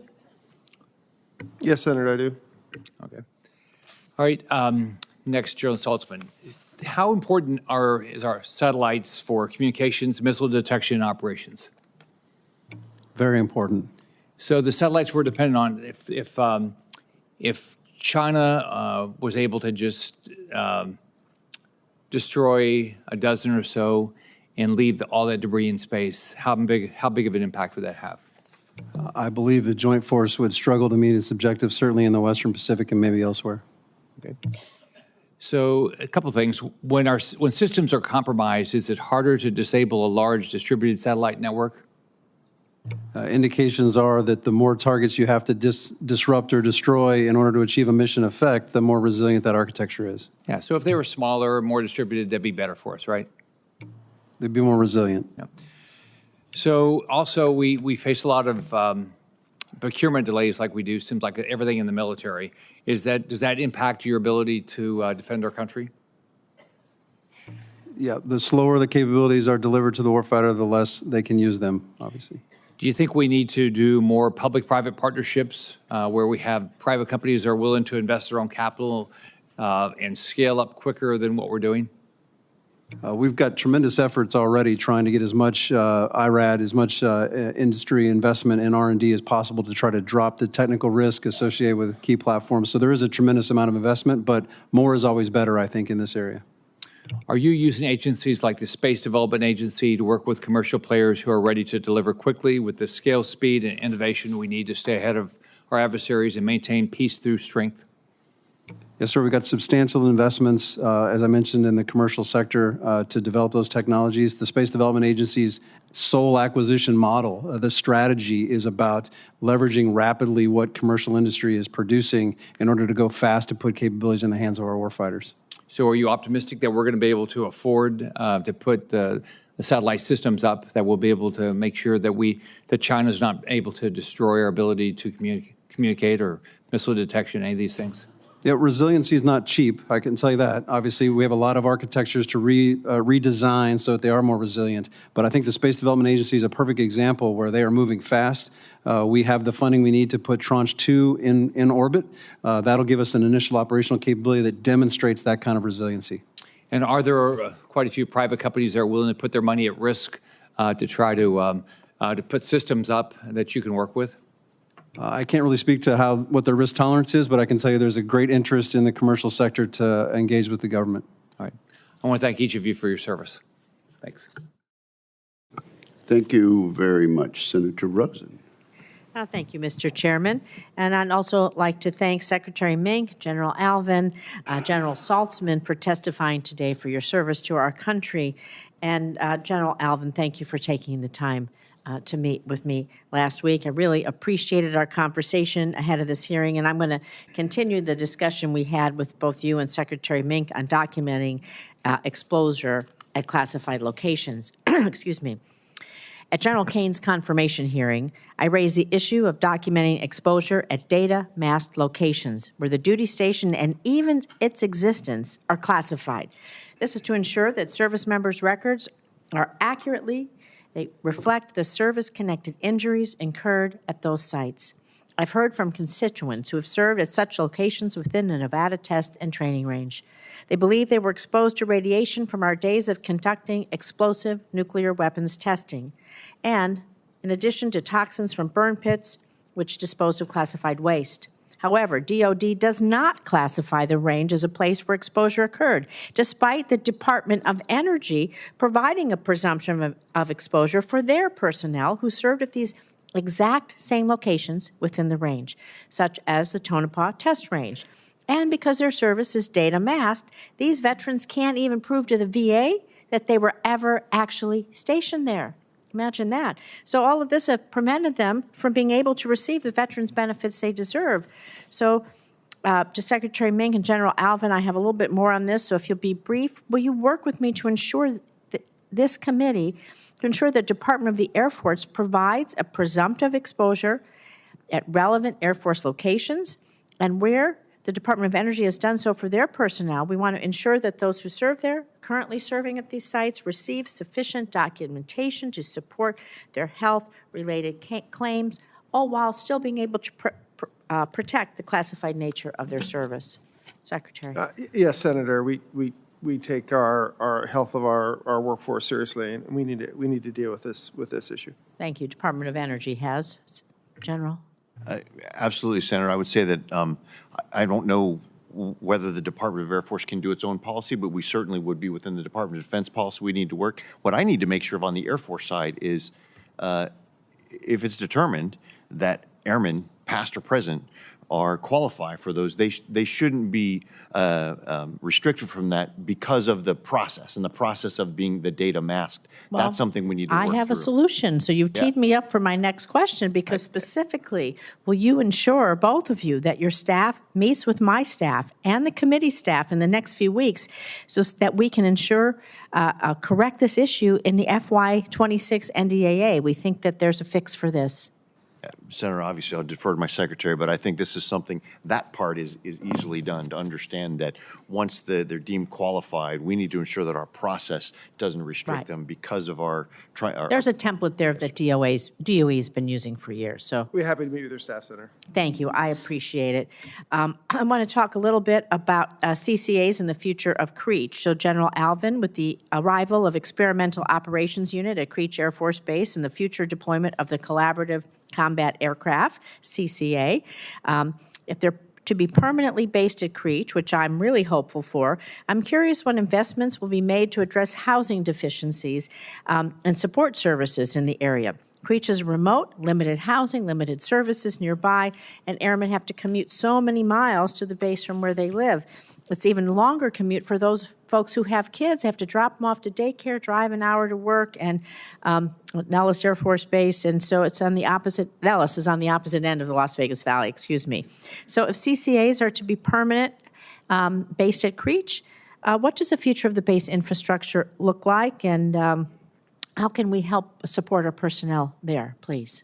Thank you, Senator. And of course, we're very excited about the Collaborative Combat Aircraft, what it means for the future of our Air Force. And Creech is a natural location, not only because of the community support there, but also because of the range. But to your point, we do need to ensure that a place that can already be challenging for the airmen who serve there now, as we add more airmen in, we need to make sure they're well cared for. And so we have a site activation task force that's going there now and assessing all of the needs to everything from, as you mentioned, the child care, making sure we have a better process and more rapidly expand the family child care, because some of the, between the RPA pilots who now operate on off hours and what that might mean in the future for CCA, we need to make sure we have a more robust capability to take care of the families. Site Activation Task Force should be there. The Experimental Operations Unit will also be able to give us a sense of how many we think long-term, because this is really, we're uncovering new ground here.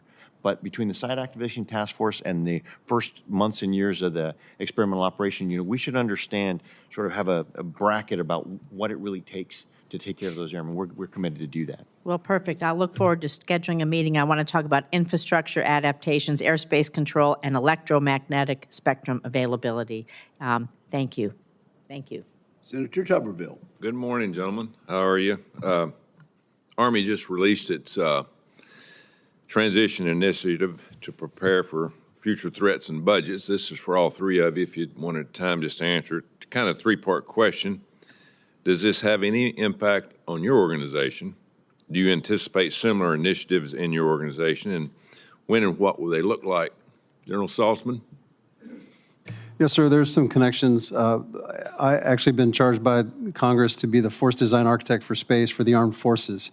And so as the Army goes through its transformation to figure out exactly how it will use space capabilities to protect its organic maneuver forces, we'll be connected to that as well to make sure we're sharing technology, we're not being redundant where we don't need to be. So there'll be an overarching aspect to that. But in a broader sense, we're also using this year to build the objective force of the Space Force. What do we need to look like in the next 10, 15 years, and how will that connect to the other services to make sure that all of the joint force requirements are met? How's that communication? Does it work pretty well? Between the services? Yeah. Yes, sir. We collaborate through the joint staff in a lot of places, but the JROC is where we share requirements across the services. We do it at the working group level all the way up to the four-star generals. Mr. Secretary, since you've been here for about 48 hours, what's your thought? First off, I'd have to agree with General Saltzman.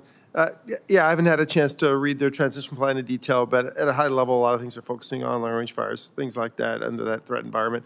Those are the same things we're having to deal with. So there's a lot of connectivity there. And in many cases, what both the Space Force delivers and the Air Force delivers from an ISR and other capability for targeting is critical for the Army, as it is for the entire Joint Force. Yeah, if anybody's got to switch gears, it's got to be you guys, you know, for what we've seen and the things that China's doing. General, your thoughts? Very well aligned, Senator. I think as the Army goes through their transformation initiative, as with all the services, we need to make sure we don't do it in a vacuum. Understanding that as the Army transforms, we're going to be dependent on them and them on us for base resiliency in the Indo-Pacific. As they look to sort of streamline some of their ways to do acquisition, consistent with some of the basic tenets of the Forged Act, those sort of things. We want to make sure that we're integrated there, and I think we have been undergoing a bit of that ourselves with the way we're developing our new force design, not only what we're building, but how we're building it. And I think having those common practices and the collaboration between the services, as Salty said, is going to be key going forward. Thank you. Since you're on a roll, I'll stay with you, General.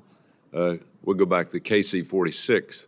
I think we have availability around 90 now of KC-46. Is that correct? I think we're 89 on the ramp, yes. Yeah. What is their availability? I mean, since they're new, we've heard the problems that they're having up and down, and some are in and out of service. What's their availability? See, I knew I was going to be asked this, so I can't remember them all. So I have it right here. The KC-46 availability right now is just at 51%. So, and the challenges with that, there are several challenges. 51? Yeah, 51%. And that includes those that are in the depot maintenance. And so, again, that is not a number that we're proud of, but there are several issues that we have been working through with Boeing to help ensure that we deliver combat-capable jets right off the ramp or off the production line. So there are still some deficiency reports that we're sorting through with Boeing, having to do with the upgraded remote visualization system and drain lines and those sort of things. But right now, the 52% is where we're at. Does that have the capability that we need for the Indo-Pacific in terms of what it can carry, the range? It actually does, Senator. It's actually quite a capable platform, as it's available. one thing we are looking at into the future is not just the amount of gas that it carries, but as we go forward into the next decade or so, we need to ensure that we enhance their survivability, whether that be with onboard systems or with offboard support. Going into the future, it's not just the tyranny of distance, which is extant, but it will be also the tyranny of operating consistently in a more contested environment. And so as we move forward into the next generation aerial refueling system examination, we are looking what the next capabilities will be, whether it's a new platform or more defensive systems on the current character platform. So we're looking for new capabilities, not just sitting around thinking the KC-46 is going to be the We are. As we look in the most important thing is the continued recapitalization of the KC-135, which, as I mentioned, average KC-135 age is older than me. And so a 63-year-old average jet is not something that we want to continue to try and discover new parts that break. So in the immediate future, the capacity and the capability of the KC-46 is sufficient. And as we're looking for long-term, we want to make sure that in the next couple of decades, we can have more survivable tanking capability. Thank you. I had the opportunity to fly around the world in a KC-135 with a bunch of other coaches at one time. Damn near froze to death. Did you refuel another aircraft? Did you get to do that? We did. All right. Yeah, we did. Antiquated is my explanation for that. Thank you, Mr. Chairman. Yeah, the environmental controls in the back of a 135 are not awesome. Yeah. General Allvin, don't sell yourself short at age 63. Senator Gillibrand. Thank you, Mr. Chairman. Dr. Mink, the Space Force, NRO, NGA are working to establish the policies and procedures that will guide the DoD's use of space-based tactical ISRT. Now that you are Secretary, what is your assessment of this progress, and do you believe, what do you believe must still be resolved? I didn't say that. I think at a high level, the agreement on how we're going to allocate resources and allow for commanders to task and get what they need. I'm talking about commanders. I think that's all laid flat. Now, I think the devil's in the details, so how you actually do that, right? We're just starting to field capability now and starting to do experimentation with that now and fielding tools to allow that to happen. There's obviously still a lot of work to go, but I think there's been great progress made. And the fact that we already have systems that we can start doing testing with and start doing exercising, support Indo-PACOM and other theaters will be critically important. I guess I'd lead General Saltzman if he has any additional comments. The TAC SRT is an important capability that we've offered to the combatant commands. It fills a niche where you have unclassified capabilities that can get quickly into the planner's hands. It's intended to complement what the intelligence community, NRO and NGA, provide to combatant commanders writ large. Admiral Whitworth and I have been working very closely. We have working group level discussions. We're refining the procedures and policies to make sure there's not overlap, there's not too much redundancy. We don't want to pay for imagery twice, for example. And I hope later this week to be able to sign a memorandum of understanding that outlines those procedures, and we'll be in a much better place. Thank you, General Saltzman. Last week, in the testimony before the House Armed Services Committee, it was revealed that Space Force will lose about 10% of its civilian workforce.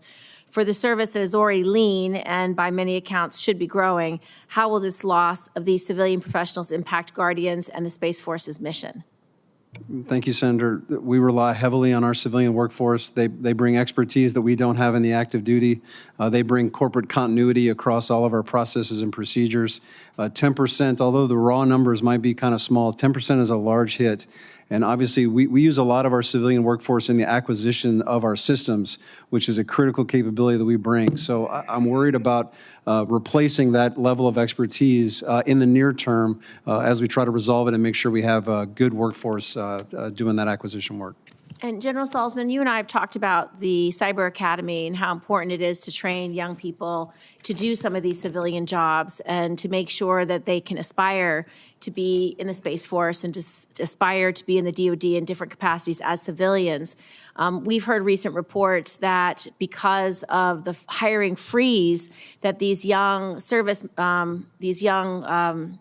graduates from the Cyber Academy aren't able to get the jobs that they need to enter into Space Force, NRO, NGA, not NGA, that's the National Governors Association, yeah, NGA, are unable to do that. Do you have any insight into what we can do to unstick that pipeline that we're so desperate to try to grow?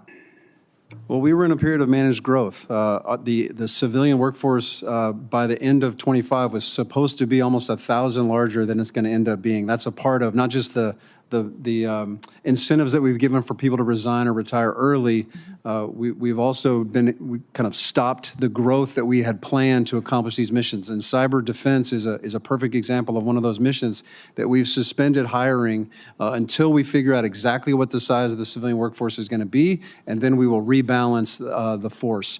Cyber is not going to go away. We need to make sure we're recruiting those people because that's a skill set we desperately need.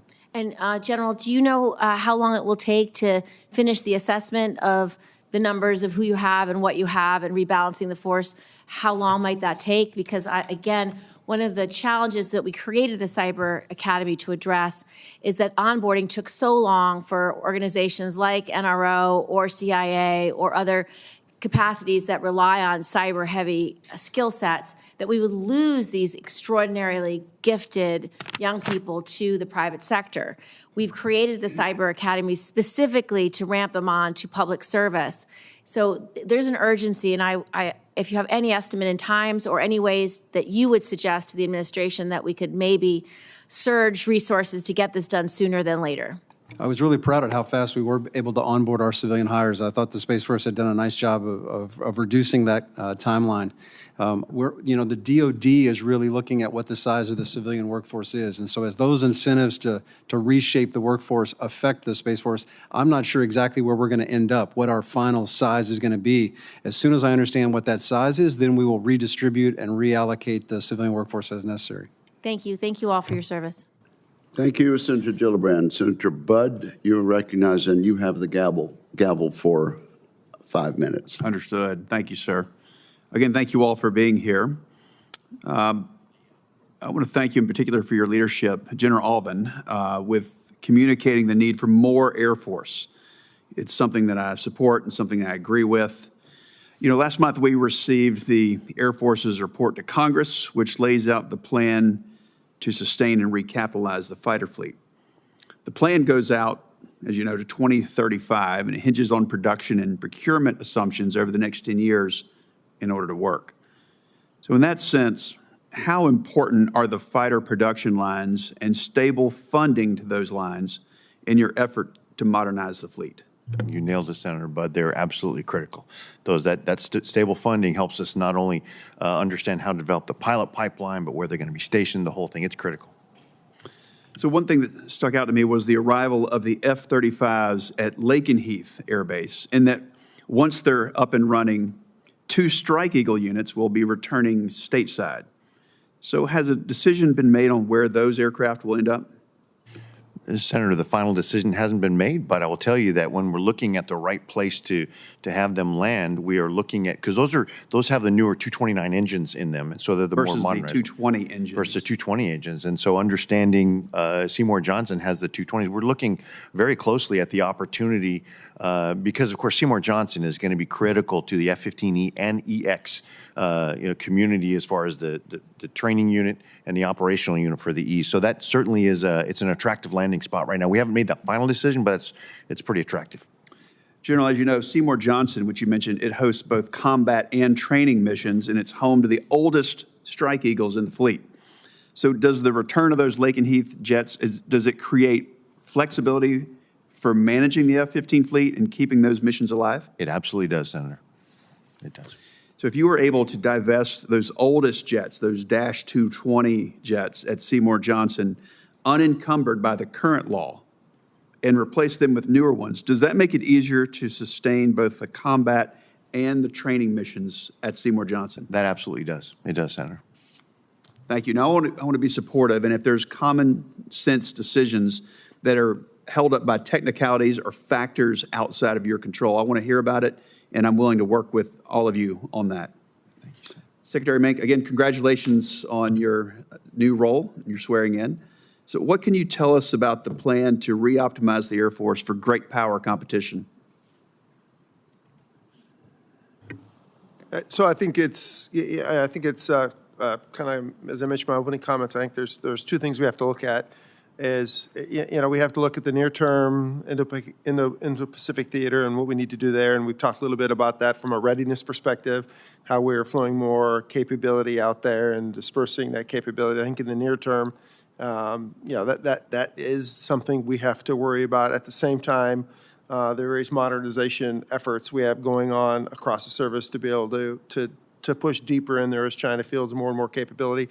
I think we talk a lot about modernization, but one of the things we've been can maybe talk a little bit more about in this meeting is that in some cases, particularly in the Space Force, it's not just modernization, it's creation, right? It's new mission that we're not just modernizing. These are new missions that did not exist 4 or 5 years ago, right? So we're creating new missions, and that has to be done because of those capabilities, those new missions are going to be critical.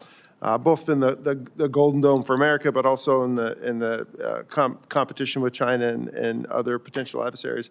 So it's a mix of both of those things. It's maintaining readiness now. It's making sure our modernization and the creation missions we're creating are on schedule and deliver, and that's going to be a focus of mine. Is just execution. Have to execute to get those systems online. Thank you, Mr. Secretary. General Allvin, back to you. I'm interested in the deployable combat wing concept. It makes a lot of sense for a wing to train as a unit and then be able to deploy and fight together as a unit if called upon. As one of the first deployable combat wings, I'm particularly interested in what this means for Seymour Johnson. So will additional airmen need to be stationed there to support this concept? Yeah, Senator, they will, because when we do that, when we ensure we have sequestered those to train as units to go and train how they may have to fight, we still need to ensure that the base is still taken care of. So we anticipate about 200 or so more airmen coming in, and we have done sort of an advanced team to go and look and to ensure that everything is taken care of with the ability to house and feed and do all that sort of things with those additional airmen. I got to tell you, when we put out the call for airmen to volunteer to go to these deployable combat wings, we flooded the zone. There was a lot of airmen who are very excited about this concept, see themselves, rather than deploying as individuals, training as units and deploying as units. And I think Seymour Johnson is going to be the great recipient of that and as sort of leading the charge for how the Air Force is going to do going forward. We're very excited. Thank you, General. Chairman. Yes, before I recognize Senator Duckworth, let's say this: we're going to get to everybody, but we're going to reconvene in the Senate Visitor Center, room 217, at 12:25, so people should be advised, and staff members should be advised. Senate Visitor Center 217, 12:25. Senator Duckworth. Thank you, Mr. Chairman, and thank you to our witnesses for being here today. Senator Hirono touched on this Qatari gift plane, and I wanted to follow up on it. Look, the bipartisan concern expressed in the lead up to and during today's hearing simply underscores how bizarre and disturbing it was to watch President Trump proudly defend his decision to create, at the very least, the pathetic appearance that our commander-in-chief can be bought by an ally of Iran and Hamas, all for the price of the Qatari royal family's luxury so-called palace in the sky. And that doesn't even address the outrageous reality that far from saving money, this unconstitutional action will not only cost our nation its dignity, but it will force taxpayers to waste over $1 billion in taxpayer dollars to overhaul this particular aircraft when we currently have not one, but two fully operational and fully capable Air Force One aircraft.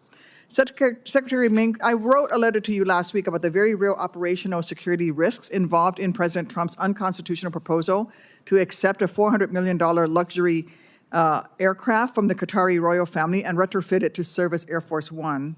And I look forward to hearing from you and hearing your thorough response about what the Air Force has been directed to do to support this. But I have several questions for you here today. As you know, any platform used for presidential travel must be fully secure, survivable, and this is the important part, capable of supporting uninterrupted command and control under the most demanding conditions, including in the event of a nuclear crisis. This isn't just about ensuring presidential protection, though that is very important. This is about our national security and protecting all Americans from the dangers posed if the president's sensitive communications are intercepted or if he is out of contact, God forbid, with our nation's military during a crisis. Secretary Mink, General Allvin, do you concur that the upgrades required for a foreign-provided plane to meet the operational security standards of Air Force One would be significant? Senator, thanks for the question. So the Secretary of Defense has directed the Air Force to basically start planning to modify the aircraft. We are postured to do that. That's not my question. My question is, will you concur? We will look at all of those. We will look at all of significant? those. Well, we will have to look at all of those issues you just addressed in those modifications, Senator. General Allvin, would you say that to upgrade a foreign aircraft to Air Force One standards would require significant modifications? I align myself with the Secretary's opinion that we will be postured to make the modifications necessary. That's not my question. My question is, do you concur that it would take significant modifications to take a civilian 747 and upgrade it to Air Force One standards? So Senator, any civilian aircraft will take significant modifications to do so. And as I said, based on the Secretary's direction, we are postured and we're off looking at that right now, what it's going to take for that particular aircraft, right? All right. If President Trump insists on converting this plane to a hardened Air Force One before 2029, I worry about the pressures you may be under to cut corners on operational security. I've already seen concerning press reports that requirements have been loosened for construction of 2 other Boeing 747-8s intended to modernize the Air Force One fleet that taxpayers have already been paying for to accelerate this delivery. Can I have your commitment, Mr. Secretary, that you will strongly advise the President against cutting any corners or reducing any requirements on operational security standards for any aircraft to be used as Air Force One? So, Senator, I'm unaware of any requirements. Now, I've only been in the job 2 days, but I'm unaware of any requirement changes to the current program. And yes, we will, as we lay out the plan, we will make sure that we do what's necessary to ensure security of the aircraft. Right? Do I have your commitment that you will advise the President not to reduce any requirements that will lower operational security for any aircraft to be used as Air Force One? Yeah, Senator, I will be quite clear and discuss that with the Secretary up to the President if necessary if we feel there's any threats that we are unable to address. If the President insists on this dangerous course of action, I urge you not to let this distraction, and it is a distraction, divert resources that would otherwise support delivering the 2 aircraft already under contract and paid for by American taxpayers in a manner consistent with our critical security standards to protect Air Force One from compromise, disruption, or attack. Thank you. I yield back, Mr. Chairman. Thank you, Senator. Senator Schmidt. Thank you, Mr. Chairman. I would note, though, by the way, that Joe Biden designated Qatar as a major non-NATO ally, but here we are. General Allvin, I want to ask you a couple questions about sort of the changing on the battlefield, the use of drones, unmanned support. And there's a lot of conversation and discussion about that being for 5th gen and 6th gen platforms, F-47s, which we're very happy about in St. Louis. Will CCA be able to integrate, in your view, with sort of 4.5 generation platforms like the F-15EX? Is that something you contemplate? You use the right term. We're definitely contemplating at the threshold platform that we're looking for right now to be able to have those 2, which, by the way, we have 2 of them that are prototyping very strongly right now to integrate with the F-35 and the F-22, and obviously it'll be sort of born to integrate with the F-47.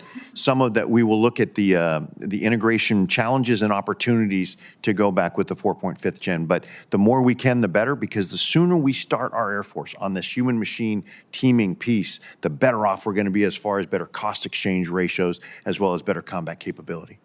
Dr. Mink, I wanted to ask you, we've heard a bunch of times, and I think it's pretty well known, the role the legacy F-15E has played in recent operations in the Red Sea. Still incredibly valuable, still very important. Would you still agree, and there's a balancing act here, right? It's the F-47 is the future, but we have these, legacy platforms. Would you agree, though, they still play a very, very important role? Yes, Senator. It's been demonstrated time and time again that those platforms are very effective and provide significant combat capability. Obviously, there are areas where they are challenged, right, and would not be the primary, but that doesn't mean they don't provide operational capability in many cases. And I want to ask you something that obviously plays into the our national defense, but somewhat parochial. At Whiteman Air Force Base, we're the B-2, we've got the B-21, obviously on its way. You've got the A-10 that's being phased out, and that's coming pretty quickly now. That the F-15E could be a suitable bridge before you have a longer-term solution like the F-15EX as a follow-on mission there. Dr. Mink. Oh, go ahead. So I think that's one of the location that's on the list for competing for future fighter wings. Yes, Senator. General Allvin, would you agree with that? I would. I think I'm really in close contact with Lieutenant General John Healy, too, the Air Force Reserve Command Commander, and looking at opportunities for, staying in the global strike community, the B-2, B-21, and how many we're going to buy of those, and is there a better association there? But specifically to the A-10, well, more resources available, that's where we look at where we might be able to place and offset the loss of the A-10. Those are all things that, more Air Force, we might be able to pursue.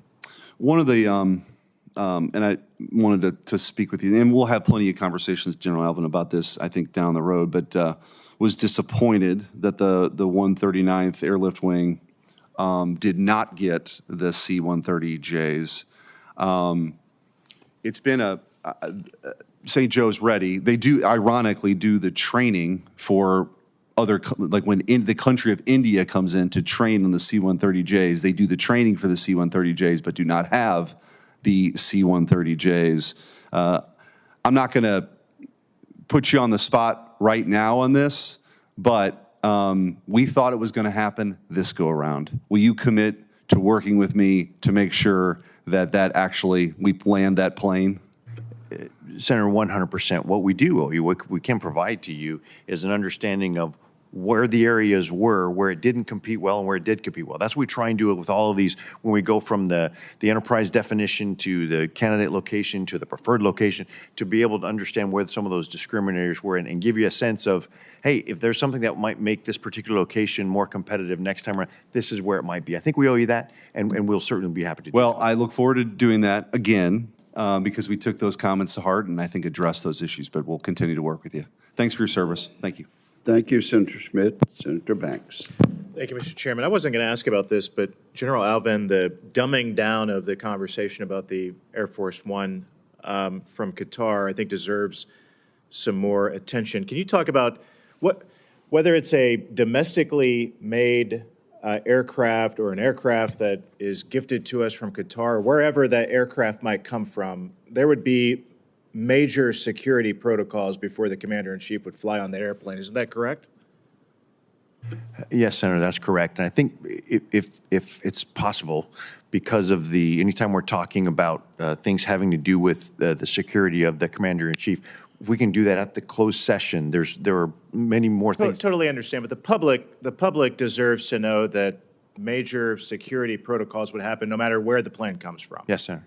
Right, and the public can be assured of that being the case because the United States Air Force isn't going to allow the President of the United States to fly on a plane that isn't secure. Yes, Senator, we will comply with the requirements for his security and all those that are given to us by the White House. Yeah, thank you. Mr. Secretary, we've talked about this before, but can you talk about just how important the Air National Guard and the Air Force Reserves are to you in this administration and what kind of goals we have over the next 4 years to strengthen those important institutions might be? Yeah, I'd be happy to. Before I do that, I just want to make sure that this airplane was the one that we're talking about here was actually domestically produced. That Understood. It is a 747 Right. platform. Understood. Just like the current platforms are. Yeah, with respect to the Air National Guards and Air Reserves, yeah, I actually was in the reserves, so I have a long history of working in that environment. I think it's critical across the board. I think we've already had a number of discussions where additional aircraft are either being aircraft are being modernized within the Guard and Reserve Force, and or